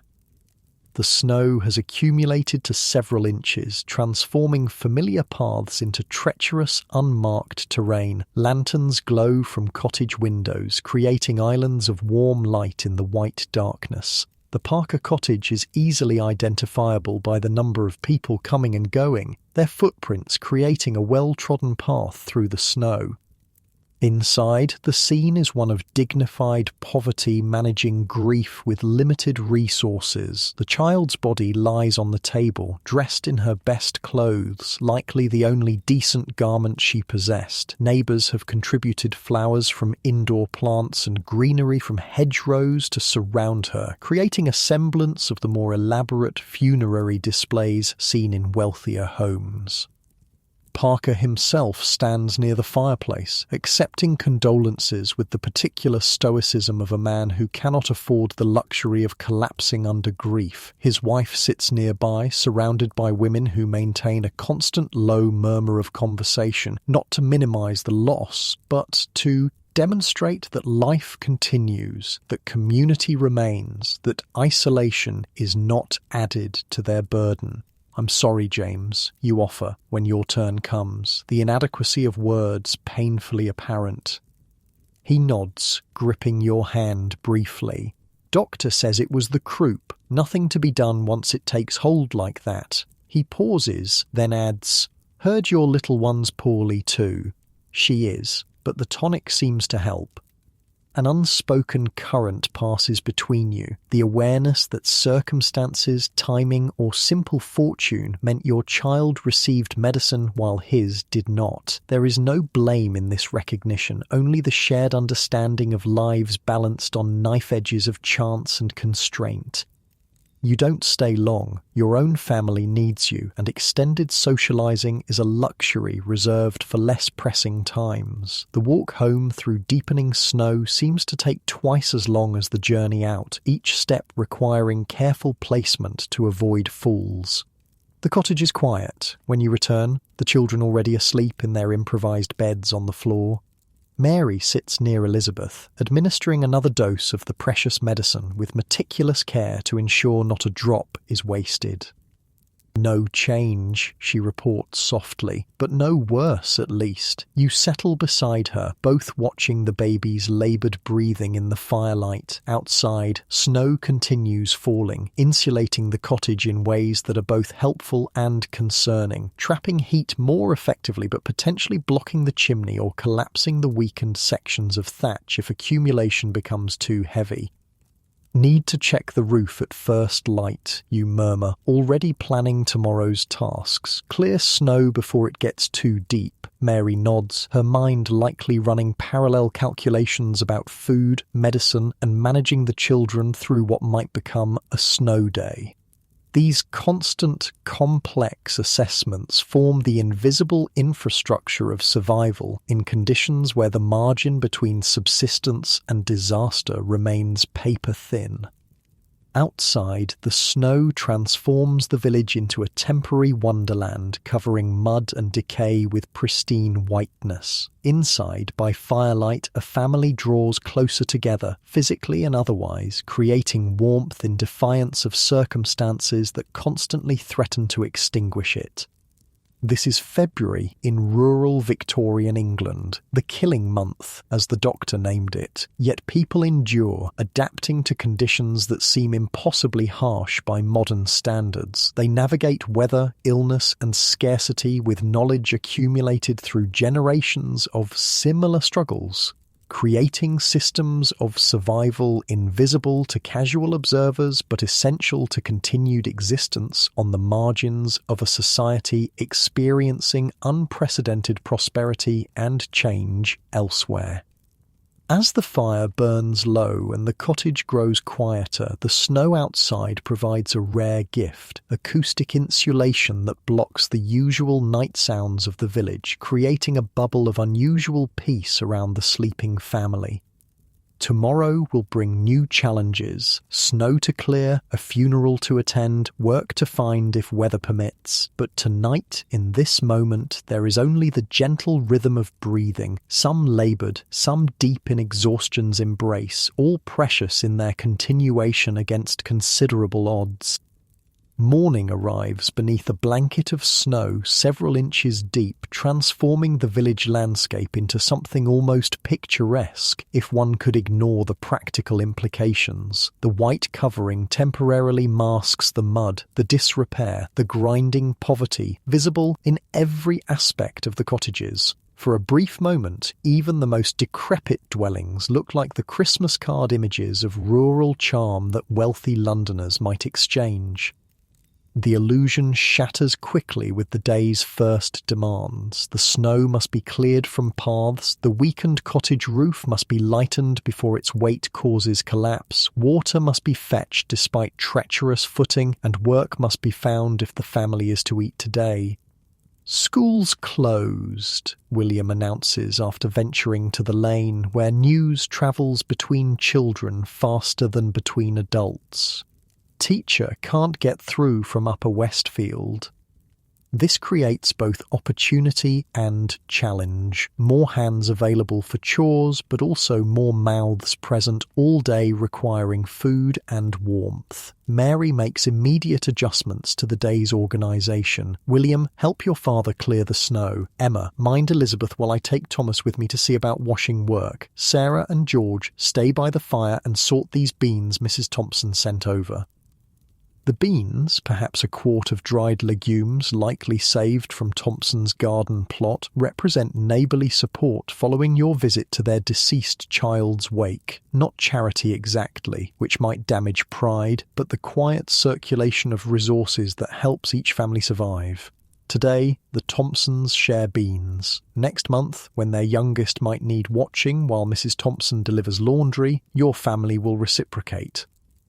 You and William tackle the snow clearing, starting with the path to the privy shared between 4 cottages. Outdoor sanitation facilities present particular challenges in winter. The path must remain passable regardless of weather, as the alternative means chamber pots emptied less frequently, creating additional health hazards in already compromised living quarters. Look at the roof. William points toward the cottage's southern corner, where snow has slid to reveal a section of thatch in serious disrepair. The straw has rotted through in places, creating an area where rain and snow can penetrate directly to the wooden supports beneath. If those supports rot, the roof's integrity becomes compromised beyond simple patching. "We'll need proper repairs come spring," you acknowledge, mentally adding another expense to the impossible ledger of needs versus means. "For now, we'll patch with whatever dry straw we can find." William nods with the seriousness of a child who has never known the luxury of taking shelter for granted. At 10, he understands structural vulnerabilities and maintenance requirements that wealthier children would never need to consider. After clearing essential paths, you climb cautiously onto the cottage roof to remove snow from the most damaged sections. The vantage point provides a rare elevated view of the village, smoke rising from chimneys, people clearing their own paths, and beyond them, the substantial farm buildings and the distant outline of the squire's house, where multiple chimneys produce robust plumes of smoke suggesting fires in every room. The visual reminder of disparity is commonplace, but never ceases to provoke complex emotions. Not exactly envy, which implies a sense of entitlement to such comforts, but a weary awareness of the vast distance between basic security and the abundance visible on the horizon. With immediate structural dangers addressed, attention turns to income. The heavy snow makes field work unlikely today, but the farm's animals still need tending, and there might be snow clearing work available on the main roads if you arrive before other labourers claim these limited opportunities. "I'll try the farm first, then the coach road if nothing's available there," you tell Mary, who has returned with Thomas to report that the vicar's wife has washing that needs collecting, a half-day's work that will help offset today's reduced earnings. The snow has transformed your usual path to the farm, requiring careful navigation across fields now unmarked by familiar boundaries. The cold bites through worn boots, and your breath creates clouds in the frigid air. Other men converge on the same destination, their dark figures stark against the white landscape. At the farm, the foreman confirms your prediction. No field work today or likely tomorrow. Need 2 men for barn cleaning and animal tending. Rest of you try the roads. They're clearing toward the market town, taking on strong backs by the day. You miss being selected for the farm work, which would have been physically demanding but sheltered from the elements. Instead, you join several other men heading toward the coach road 3 miles distant, where snow clearing operations might offer alternative employment. The walk itself becomes an ordeal through snow that reaches mid-calf in places. By the time your group reaches the coach road, your feet have lost feeling despite constant motion, and your hands ache with cold inside inadequate mittens knitted from scraps of yarn. Luck favours you this morning, the road queen. The road clearing operation is still seeking labourers. The overseer, a barrel-chested man with the weathered face of someone who works outdoors in all seasons, sizes up the arriving group. 6 pence for the day, work until dark, clear to the edges, full width for coaches to pass. No slacking or you're replaced on the spot. The pay is standard for day labour, neither generous nor exploitative by local standards. The work, however, is particularly gruelling, continuous shovelling for hours without shelter, moving heavy, wet snow from the road surface to its edges to allow coach traffic between villages and market towns. By midday, your back and shoulders burn with the repetitive motion, and sweat mingles with melting snow despite the cold temperature. The physical cost of such labour accumulates over years, visible in the bent postures and gnarled hands of older workers who've spent decades in similar conditions. There's little conversation beyond occasional grunts of effort or warnings about ice patches. Energy must be conserved for the task at hand, and breath saved rather than expended on unnecessary words. The monotony creates a particular state of mind, a narrowing of focus to the next shovelful, the next section of road, the next hour to be endured. A coach passes around noon, its wealthy occupants barely glancing at the men clearing their path. Their journey from comfortable house to comfortable destination continues uninterrupted, their experience of winter weather limited to the scenic aspects visible through windows. The contrast between their protected passage and your exposed labour goes unremarked because it is utterly commonplace. Mid-afternoon brings a brief break when the overseer distributes bread and weak beer, not from generosity but practical necessity, as men working at this intensity need some sustenance to continue effectively. You eat standing in the road, the cold bread feeling like stones in your empty stomach, but providing essential calories for the remaining hours of labour. As daylight begins fading around 4 o'clock, the overseer inspects the cleared sections, pronouncing them adequate for coach passage. He distributes the promised payment, 6 pence for approximately 8 hours of continuous physical exertion, before dismissing the crew with the possibility of additional work tomorrow if snow continues. The return journey feels twice as long as the morning's walk, your body now depleted by hours of hard labour and inadequate nourishment. The coins in your pocket provide some psychological comfort. Today's food is secured at least, but the physical cost of earning them settles deeper into your bones with each passing year. Villages appear isolated in the winter landscape, smoke from chimneys creating the only movement against the white fields and darkening sky. By the time you reach your own cottage, full darkness has fallen and the temperature has dropped further, freezing the day's melt into treacherous patches of ice. The cottage window glows with faint light. Mary has lit a single candle, another indicator that today holds some significance beyond ordinary struggle. Candles, expensive compared to their brief utility, are reserved for essential needs or rare moments of celebration. Inside, you discover the reason for this unusual expenditure. Elizabeth's condition has improved noticeably, her breathing easier, her colour better, her previously listless demeanour replaced by alert eyes tracking movement around the room. The medicine, the steam treatments, and perhaps simply her young body's resilience have combined to turn the tide against illness. She took broth 3 times today, Mary reports, relief evident in her voice despite her typical understatement. And the cough sounds looser. This represents significant victory, not complete recovery, but movement away from the precipice that claimed the Parker child.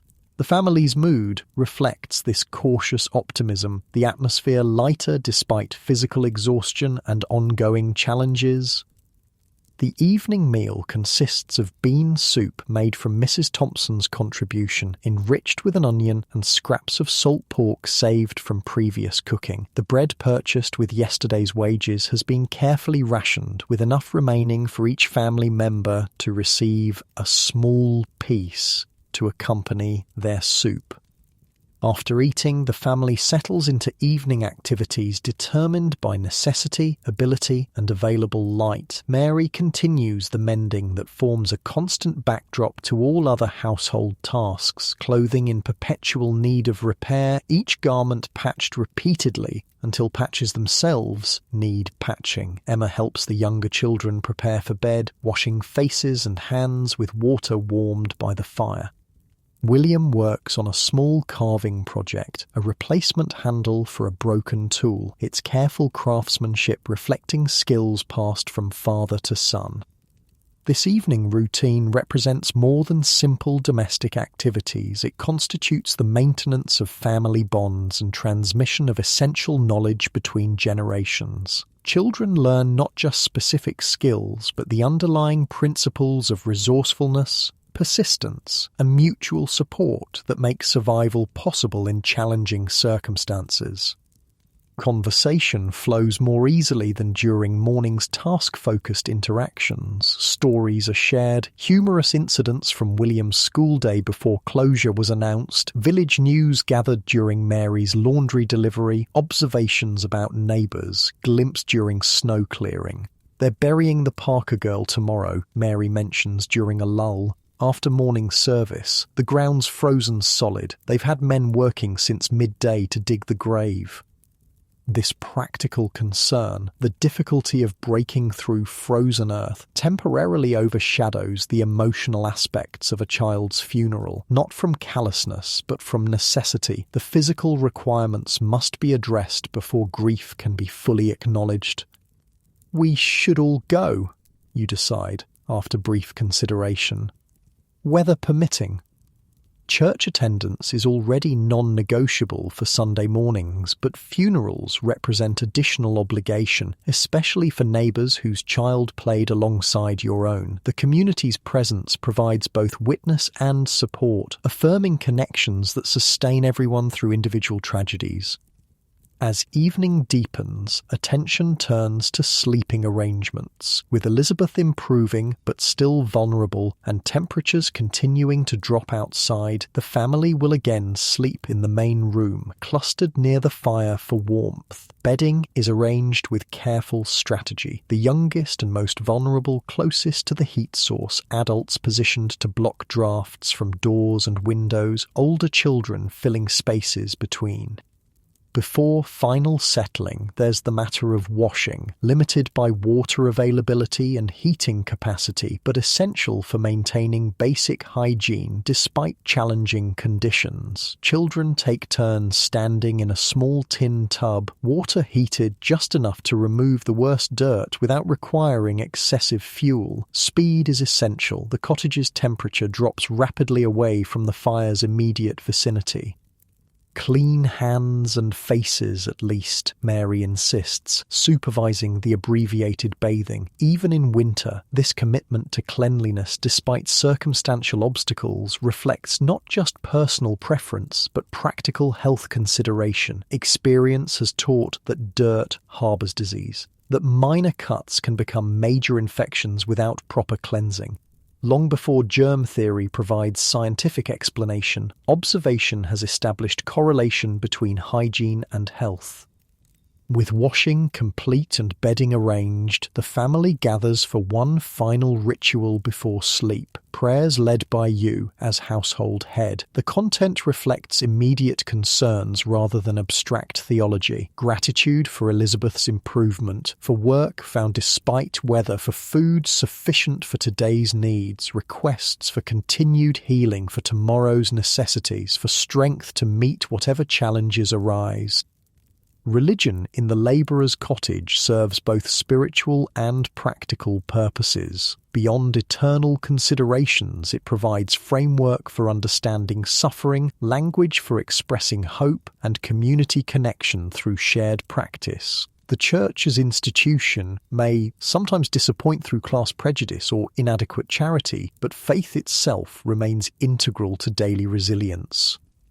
After prayers, the candle is extinguished to save what remains for future need. Darkness fills the cottage except for the fire's diminishing glow. Conversation continues briefly in hushed tones, then gradually yields to silence as exhaustion claims each family member in turn.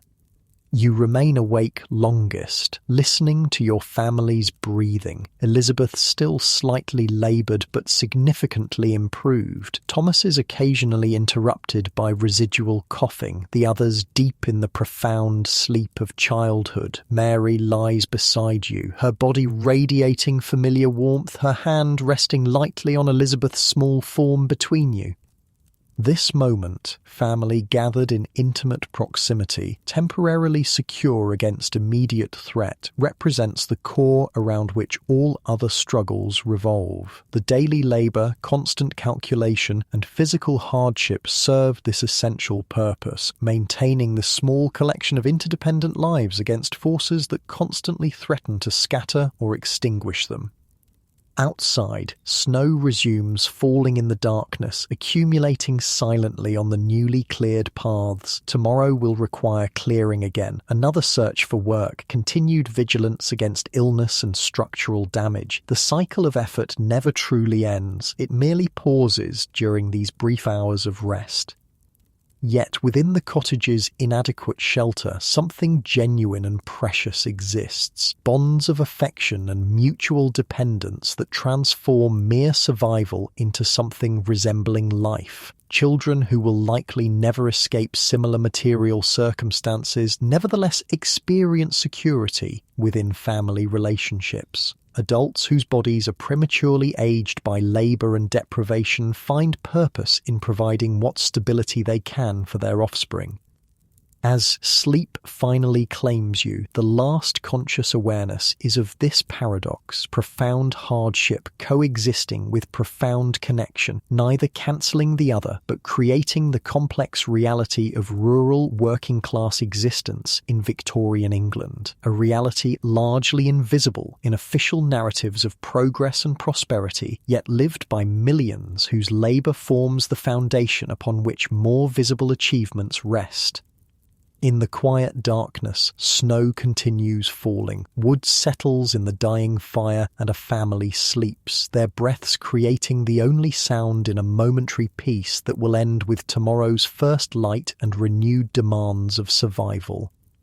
Sunday arrives with a pewter sky promising more snow by afternoon. The church bell tolls with a hollow resonance across the white-blanketed village, summoning parishioners not just for regular service, but for the funeral to follow. Death in winter is so common that the church has established an efficient rhythm. Regular worship followed immediately by burial, maximising the use of gathered community and minimising exposure to harsh elements.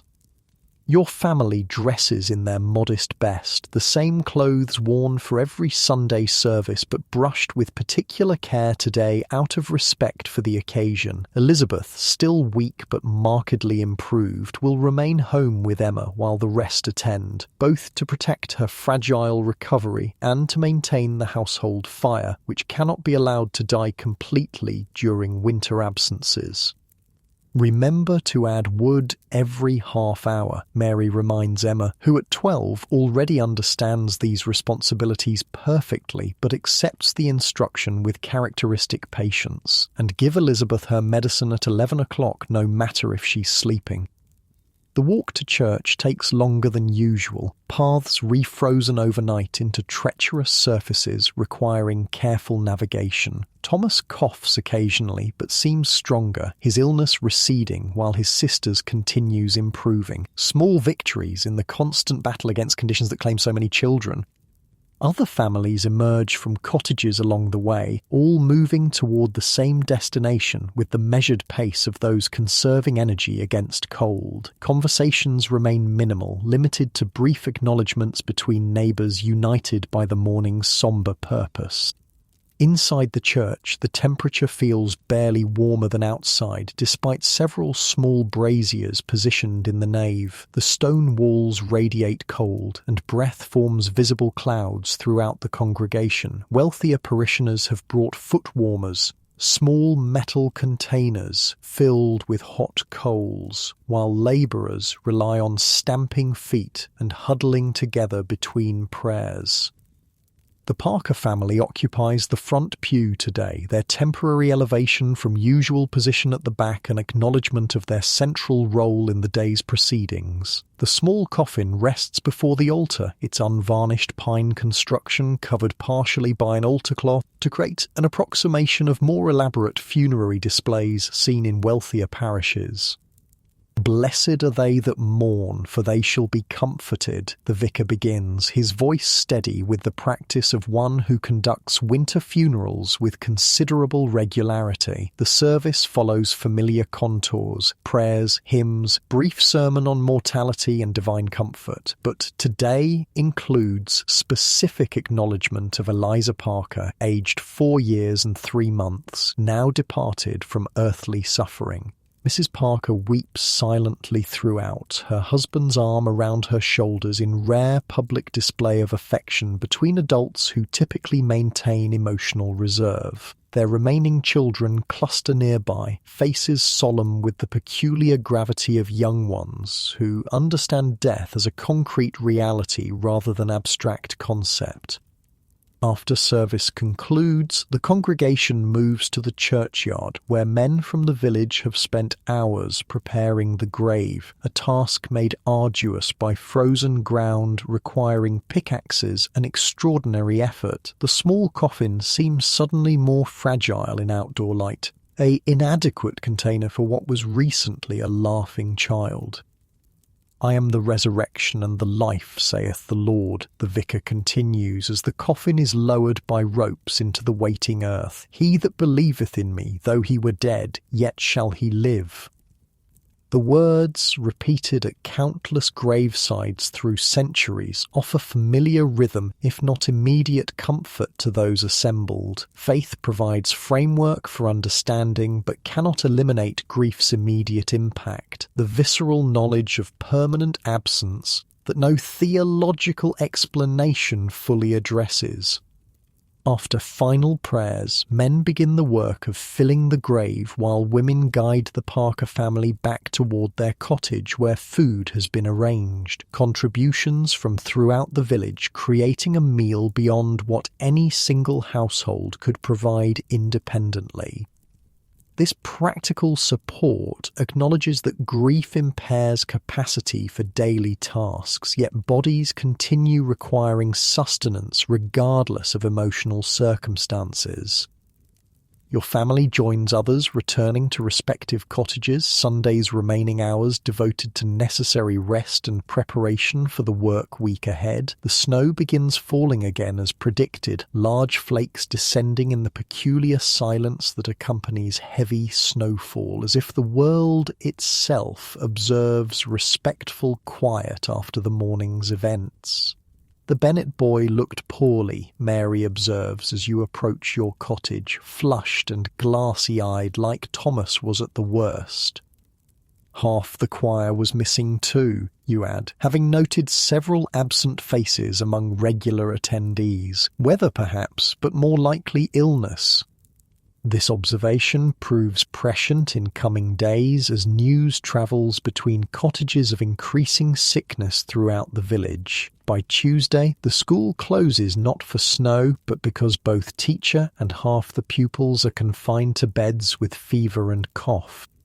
By Wednesday, even the wealthier households report illness among family members and servants, though with access to immediate medical attention and proper nursing, their experiences differ substantially from labourers' families facing similar symptoms. The village exists now in the grip of what older residents recognise as winter fever, the influenza that periodically sweeps through communities with devastating efficiency. Modern understanding would identify viral transmission facilitated by close quarters, inadequate ventilation and compromised immune systems, but villagers in 1853 perceive only the pattern of spread and the seemingly arbitrary distribution of severity between victims. Your household has already weathered the initial wave through Thomas and Elizabeth, whose improving conditions suggest the possibility of acquired immunity, though such scientific concepts remain unavailable as explanation. What matters practically is that while Elizabeth continues her slow recovery and Thomas regains strength, no other family members have developed severe symptoms beyond occasional coughing.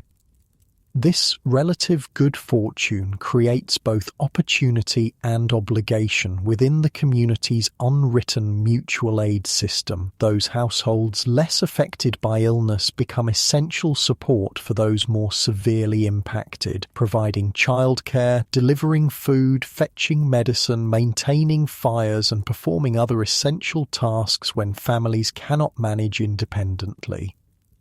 Mary, whose nursing skills have been honed through years of managing childhood illnesses with minimal resources, becomes particular resource for neighbours with sick children. She divides her time between your own household responsibilities and brief visits to nearby cottages, sharing knowledge about which treatments seem effective and which symptoms demand urgent concern. The Thompsons' youngest has the fever now, she reports, after returning from delivering bread to their cottage, and Mrs. Wright is confined to bed herself with no one but her eldest girl to manage the household. These situations require immediate practical response rather than mere sympathy. Emma is dispatched to assist the Wright girl with younger children, while you stop at the Thompson cottage after work to chop additional firewood, tasks completed without fanfare or expectation of reciprocity, beyond the unspoken understanding that help would be similarly offered if circumstances were reversed. The village's informal support networks operate alongside more official responses to the outbreak. The church organises distribution of donated food and fuel to households most severely affected. The doctor from Upper Westfield makes more frequent visits, though his time remains primarily devoted to wealthier patients who can afford regular attendance. The vicar's wife organises a committee of relatively healthy women to coordinate care efforts, creating a system for identifying which households need immediate assistance. Despite these combined efforts, death continues its winter harvest. By week's end, 3 more funerals have been conducted. An elderly man whose age and existing health conditions left him particularly vulnerable. A young mother whose recently delivered infant now requires wet nurse. And, most devastatingly, a previously healthy man in his 30s whose income supported his wife and 5 children.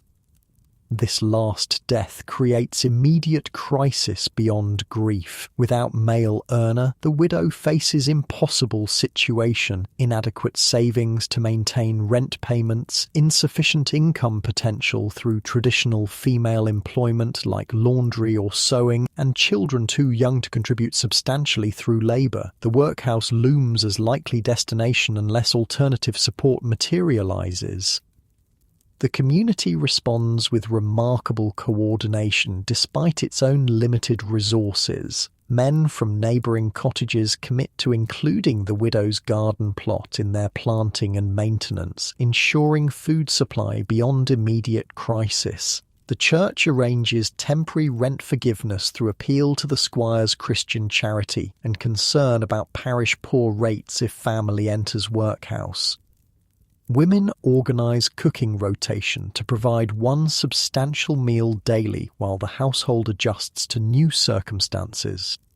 These efforts cannot replace the fundamental loss of primary earner, but they create breathing space for adaptation rather than immediate destitution. The eldest boy, only 8, will likely be removed from school sooner than planned to begin contributory labour. The widow will take on additional washing and mending beyond what would be considered manageable in normal circumstances. The family will exist in more precarious economic condition indefinitely, but immediate dissolution has been prevented through collective intervention. Throughout this period, your own family maintains fragile stability despite ongoing challenges. The snow eventually diminishes enough for regular field work to resume, providing steadier income than occasional road clearing. Elizabeth continues improving gradually, though her recovery consumes resources through special foods and medicine that strain already limited budget. The cottage roof continues deteriorating in sections, requiring increasingly creative temporary repairs, while proper maintenance remains financially unattainable. What emerges through these weeks of community crisis is the intricate interdependence that defines rural working-class existence. No household operates truly independently. Survival requires complex networks of mutual obligation, shared resources, and collective knowledge. The absence of formal safety nets makes these informal systems not optional but essential, the difference between individual catastrophe and continued existence. These systems remain largely invisible to outside observers, particularly those from privileged perspectives who might visit rural areas briefly and perceive only the material poverty rather than the social wealth operating beneath visible surfaces. The ability to sustain life despite inadequate housing, insufficient nutrition, limited medical care, and constant financial precarity represents extraordinary achievement rarely acknowledged in official narratives of the period. By early March, the immediate health crisis begins subsiding. Fewer new cases develop, and previously ill villagers gradually resume normal activities as strength returns. The weather remains challenging, but shows occasional hints of approaching spring. Slightly longer daylight hours, brief periods of relative warmth during midday, small patches where snow has melted to reveal dormant earth beneath. These changes bring their own difficulties for rural labourers. The transition from winter to spring creates notorious mud season when roads become nearly impassable, fields too wet for proper work, and cottages particularly vulnerable to dampness as frozen ground thaws and releases accumulated moisture. Dietary challenges intensify as winter stores approach depletion while spring growth remains weeks away from harvest. Yet the community has survived another winter, diminished by losses but continuing through adaptation and mutual support. Children play outside during brief periods of sunshine, their games modified to accommodate muddy conditions but retaining essential exuberance. Women begin preliminary preparations for gardens, assessing seed supplies and planning optimal use of limited growing space. Men repair tools damaged during winter work and prepare for the intensive labor of spring planting. Your own household follows similar patterns of cautious transition. Thomas has fully recovered, resuming school attendance when classes reconvene. Elizabeth gains strength daily, though she remains smaller and more fragile than before her illness. The lasting impact of severe respiratory infection during crucial developmental period. Mary organises thorough cottage cleaning as weather permits, opening windows, addressing accumulated winter grime with limited resources but considerable determination.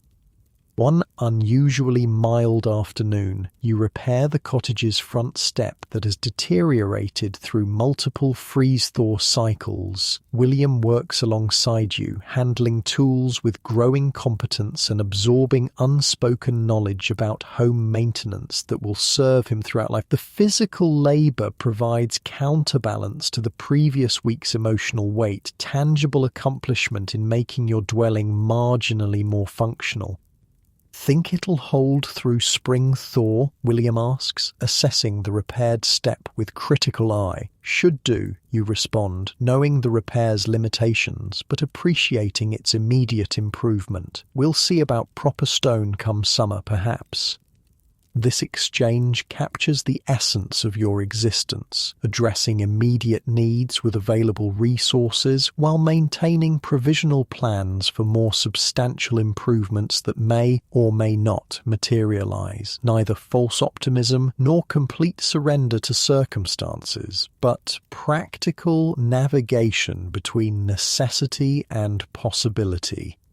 As dusk approaches, Mary appears at the doorway, Elizabeth in her arms, the first time the child has been outside since her illness began. Her small face turns toward fading sunlight with evident pleasure, colour returning to previously pale cheeks. Thought she could use a bit of fresh air, Mary explains, the simple statement conveying both medical assessment and celebration of recovery milestone.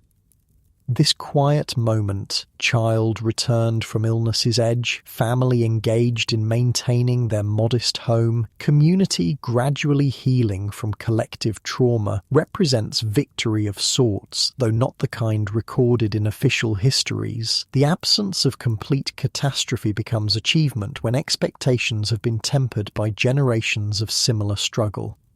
As evening gathers, neighbours return from various labours to respective cottages. Smoke rises from chimneys, lanterns glow in windows, and informal interactions occur as paths cross. Brief exchanges about health improvements, work availability, weather predictions. These seemingly mundane conversations cement community bonds that have been tested but not broken by recent trials.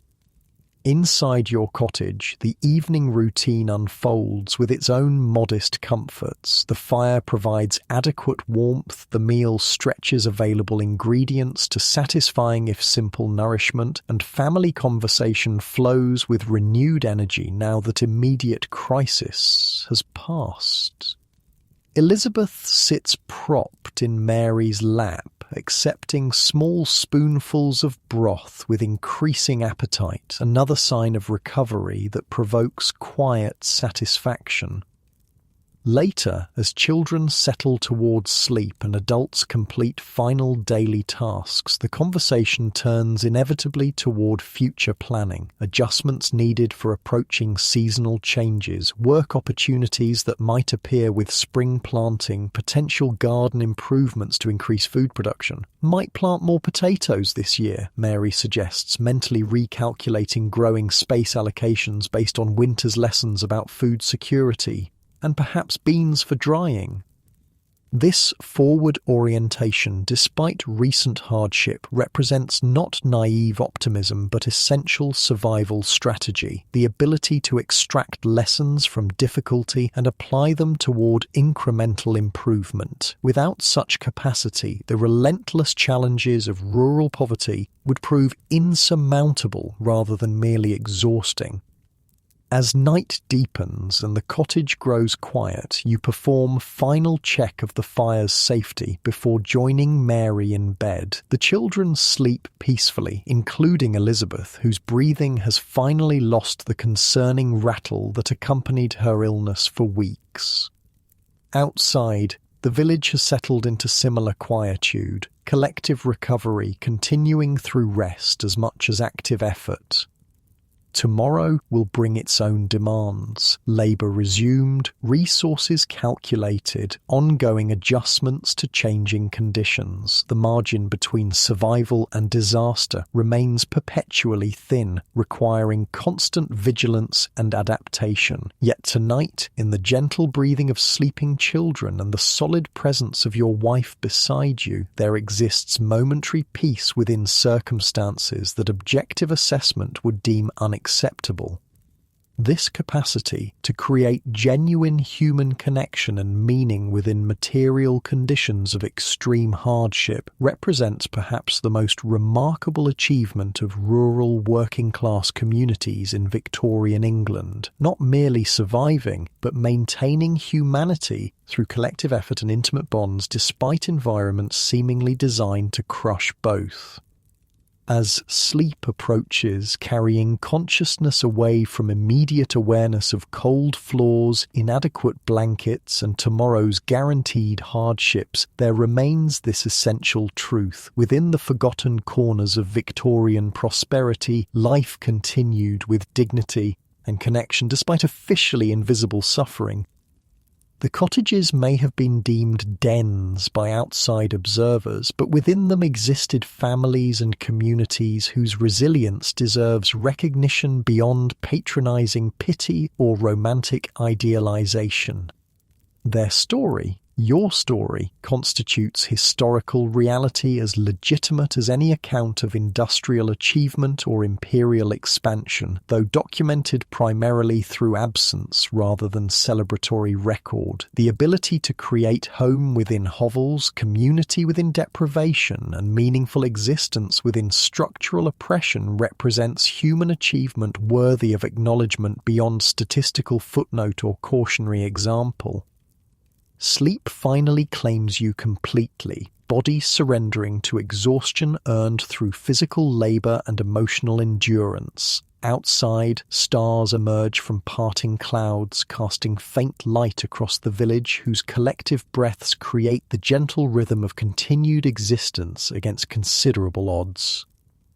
Spring arrives not as sudden transformation, but gradual surrender of winter's hold, a slow yielding marked by subtle changes observed most keenly by those whose survival depends on intimate knowledge of seasonal rhythms. The first snowdrops appear in sheltered spots near cottage walls, their delicate white bells pushing through retreating snow with improbable determination. Birdsong becomes more varied and insistent at dawn, blackbirds and thrushes reclaiming territory with elaborate melodies. Daylight extends incrementally, each evening offering precious additional minutes of natural light for necessary tasks.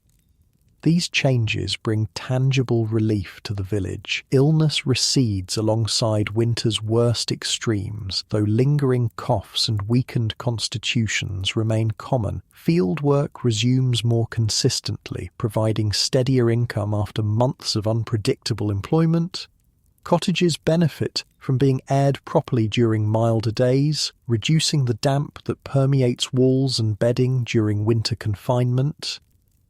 For your family, spring's arrival marks successful passage through another season of particular vulnerability. Elizabeth has recovered sufficiently to join other children in brief outdoor play during warm afternoons. The cottage roof, despite concerning deterioration, has maintained minimal functionality through the worst weather. Food stores, though severely depleted, have stretched just enough to reach the season when new growth begins providing alternatives. This evening, a mild April night with lingering twilight finds your family engaged in the gentle unwinding that precedes sleep. The day's labour has concluded, simple meal consumed, essential tasks completed. What remains are the quiet rituals that transform mere shelter into something approaching home despite material limitations.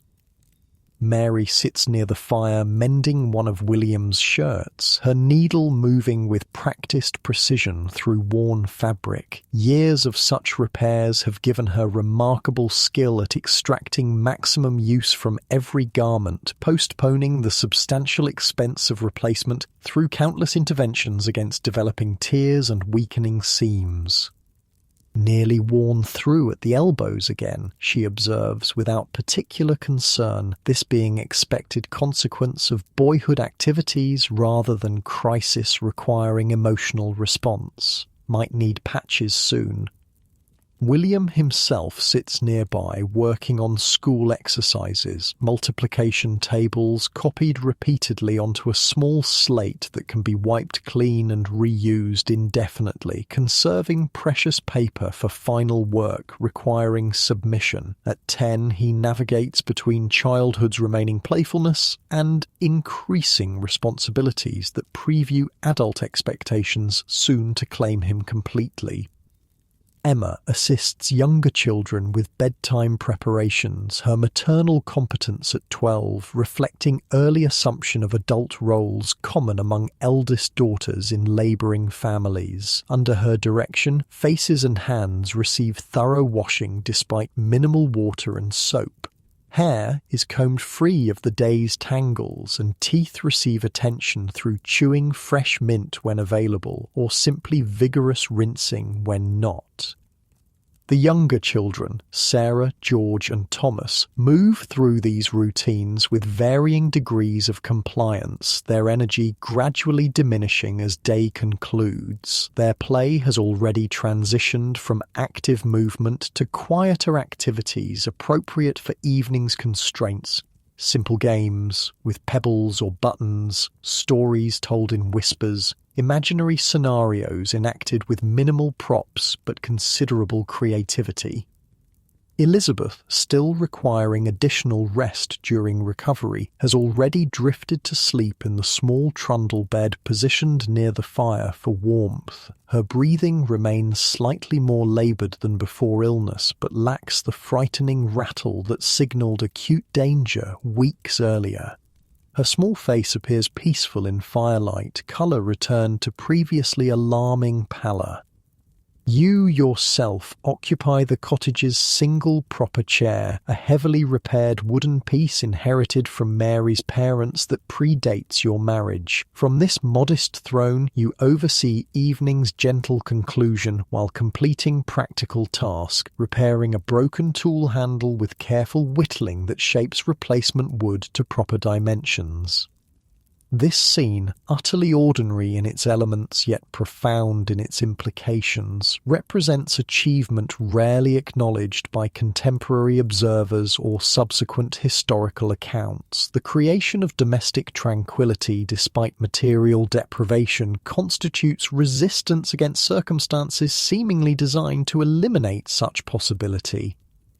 The cottage itself remains objectively inadequate by any reasonable standard. 2 small rooms housing 9 people, structural deficiencies threatening stability, sanitation limited to outdoor privy, shared between multiple dwellings, ventilation compromised by competing needs for heat retention and fresh air circulation. Contemporary social reformers would correctly identify numerous health hazards and developmental concerns arising from such conditions.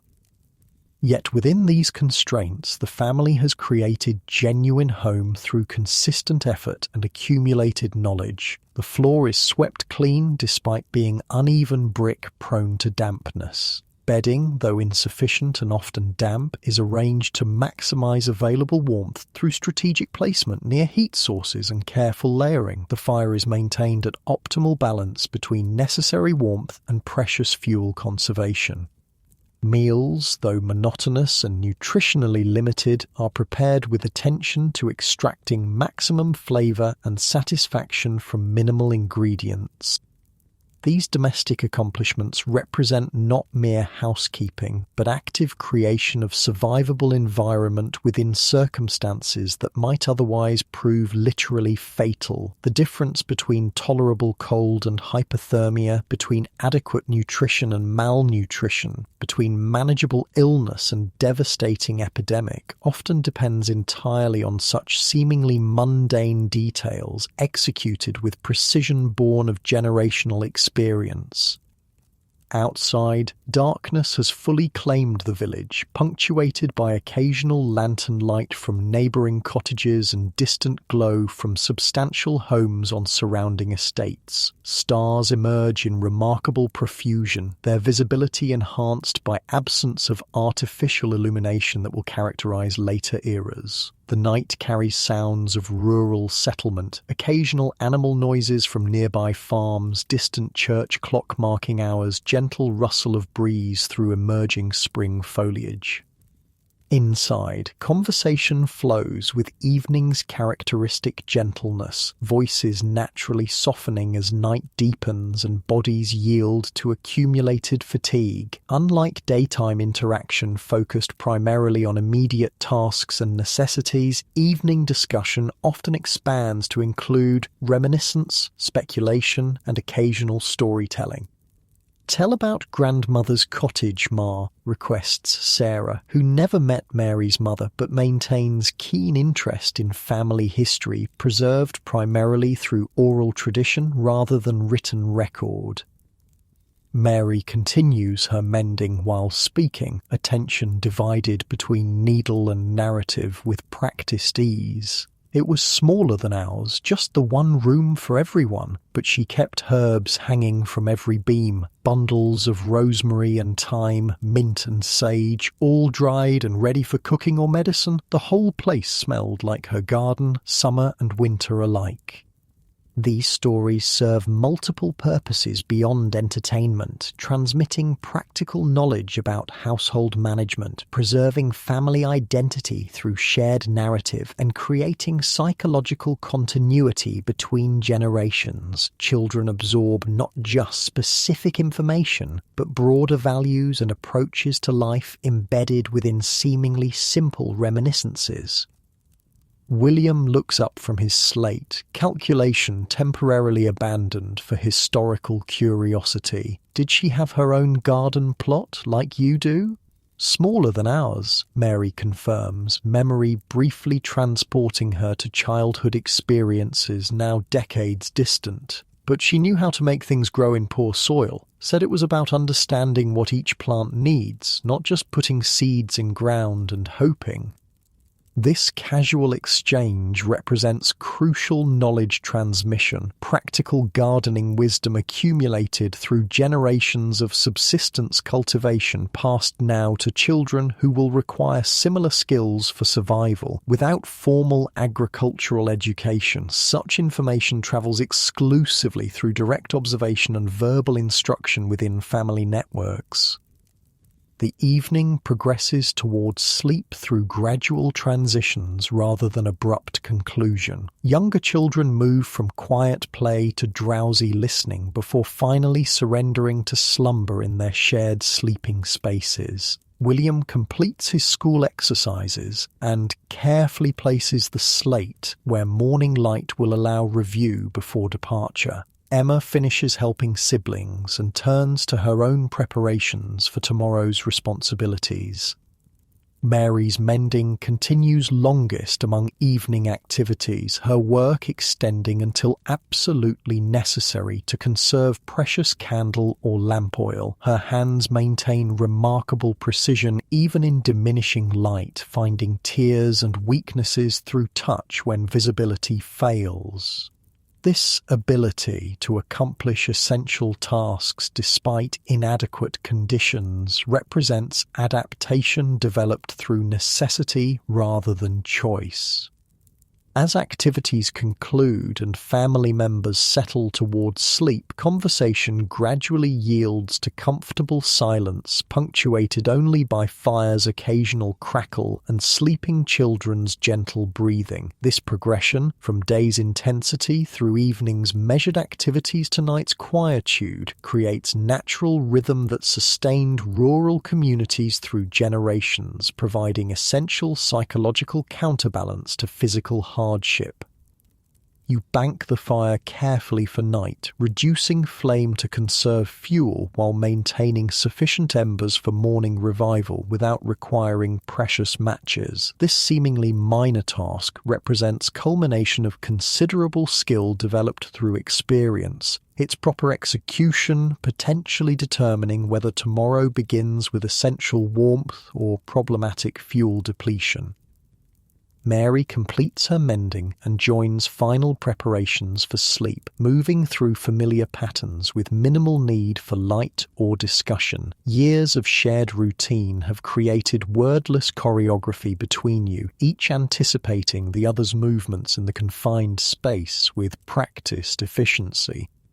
Before final settling, you perform habitual check of sleeping children, subtle confirmation that all breathe normally, none have kicked free of covers, youngest remain positioned for optimal warmth. This brief ritual, unremarkable in execution but profound in implication, encapsulates parental vigilance maintained despite exhaustion and competing demands.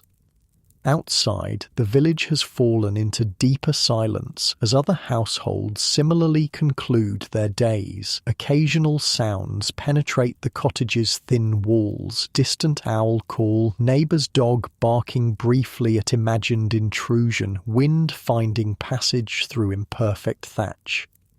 These nocturnal notes form familiar acoustic backdrop to rural sleep, neither disturbing nor requiring conscious attention.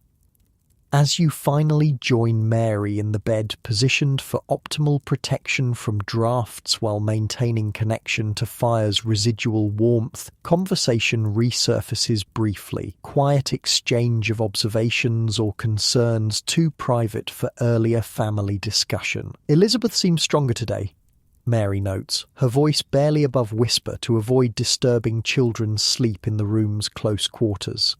Played longer than yesterday without tiring. Another week might see her fully recovered. Your response carries appropriate caution, experience having taught that illness often lingers beyond apparent recovery, particularly in winter's aftermath when bodies remain depleted from months of cold and dietary limitation.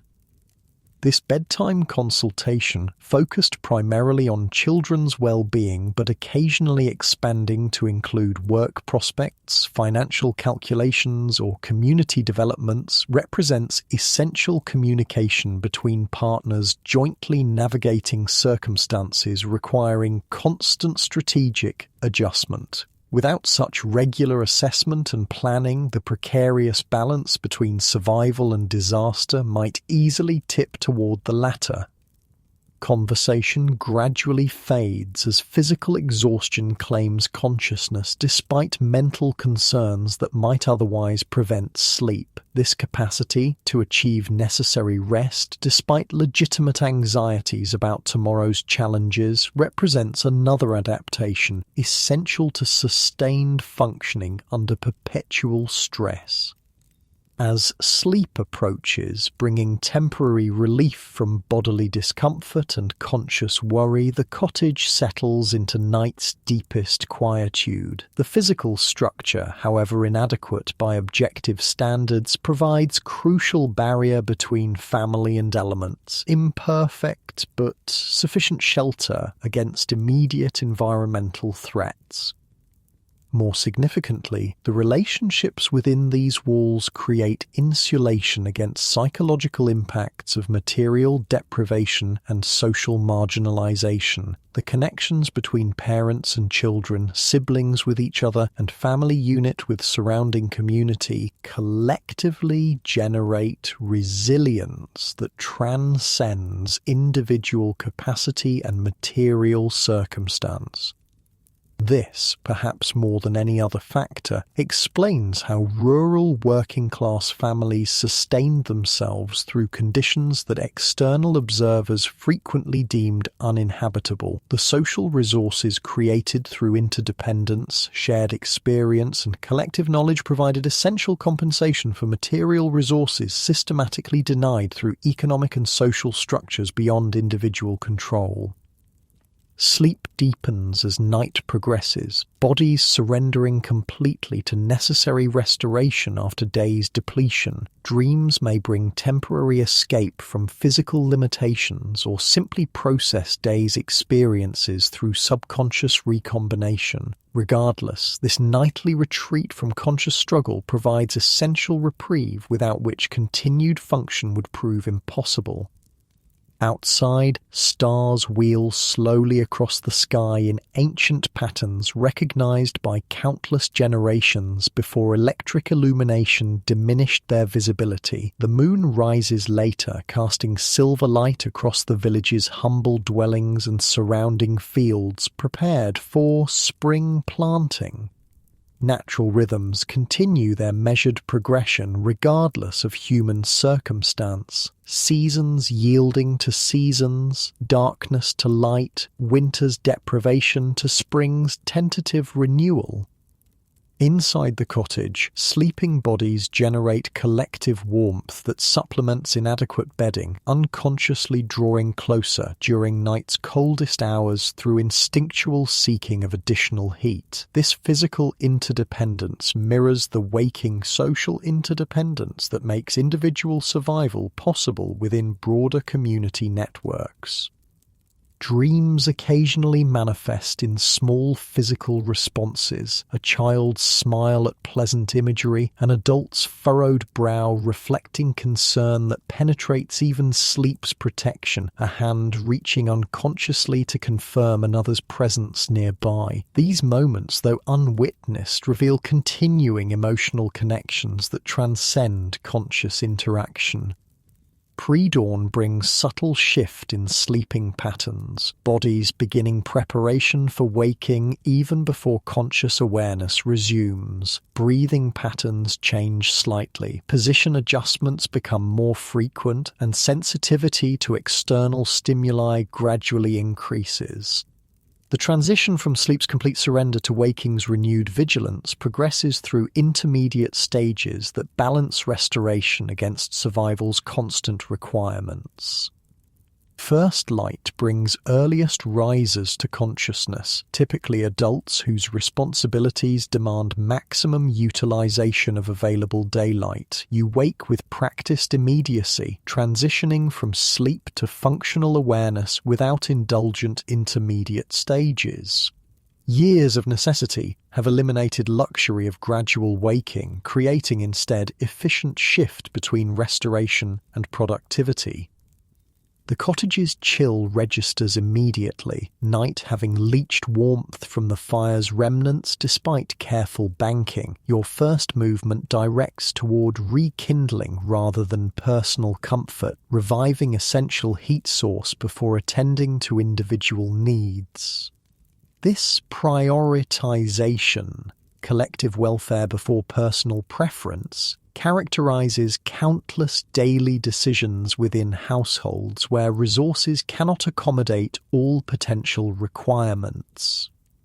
Mary wakes simultaneously through similar conditioning, her movements complementing yours in morning's opening choreography. Fire receives attention from one while water needs occupy other, neither requiring discussion to establish these priorities after years of shared routine. The coordination represents relationships' practical foundation, partnership forged through mutual dependence and sustained through consistent reliability. As dawn gradually illuminates the cottage's interior through its single downstairs window, familiar environment emerges from darkness, the worn furniture, patched walls, carefully arranged possessions that collectively constitute home despite objective inadequacy. Morning light reveals both the poverty of material circumstances and the dignity maintained within them through constant effort. Children wake in succession according to age and responsibility. Emma first to assist with breakfast preparation and younger siblings' needs, William next for school preparation and early chores, others following as household activity gradually increases beyond possibility of continued sleep. Their transitions vary from Mary's immediate functionality to youngest children's reluctant surrender of sleep's comfort.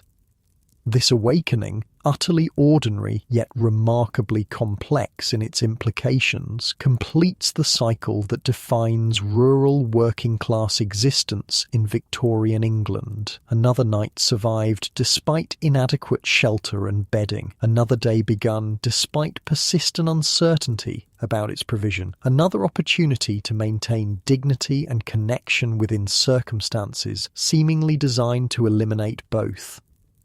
The cottage that external observers described as nightmarish and unfit for human habitation has once again served its essential purpose, preserving lives through darkness toward another day's possibility. The family deemed wretchedly circumstanced by social commentators has demonstrated resilience that transcends such limited categorical assessment. This morning, like countless others before and after, represents neither victory nor defeat but continuation, the persistent assertion of humanity within dehumanizing conditions, the creation of meaning despite material insufficiency, the maintenance of connection across boundaries of age, gender, and circumstance within shared experience of constraint.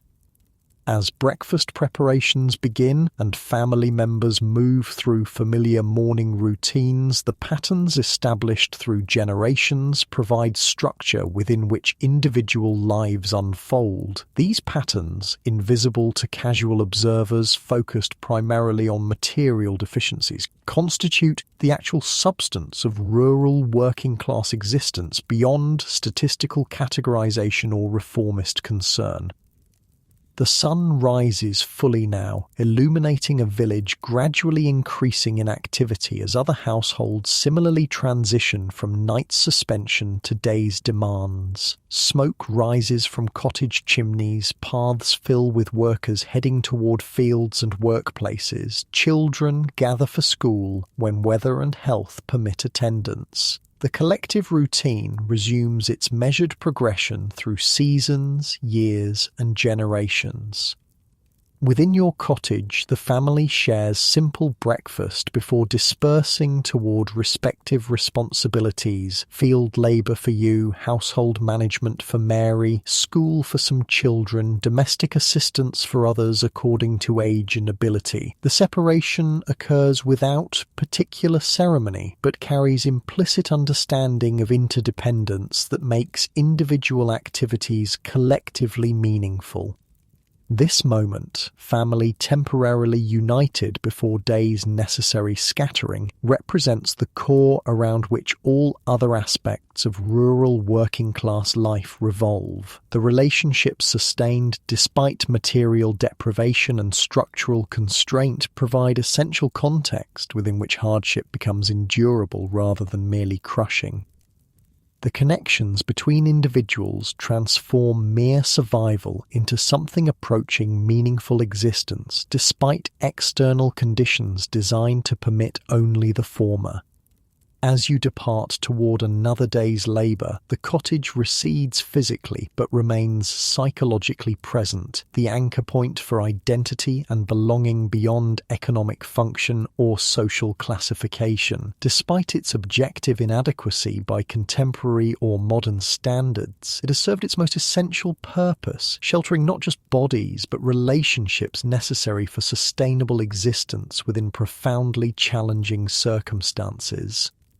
This story, reconstructed from fragments of historical record, first-hand accounts and physical evidence, represents reality experienced by millions whose lives received minimal documentation beyond statistical compilation or reformist observation. Their existence, though marginalised within official narratives of Victorian progress and prosperity, constituted the essential foundation upon which more visible achievements necessarily rested.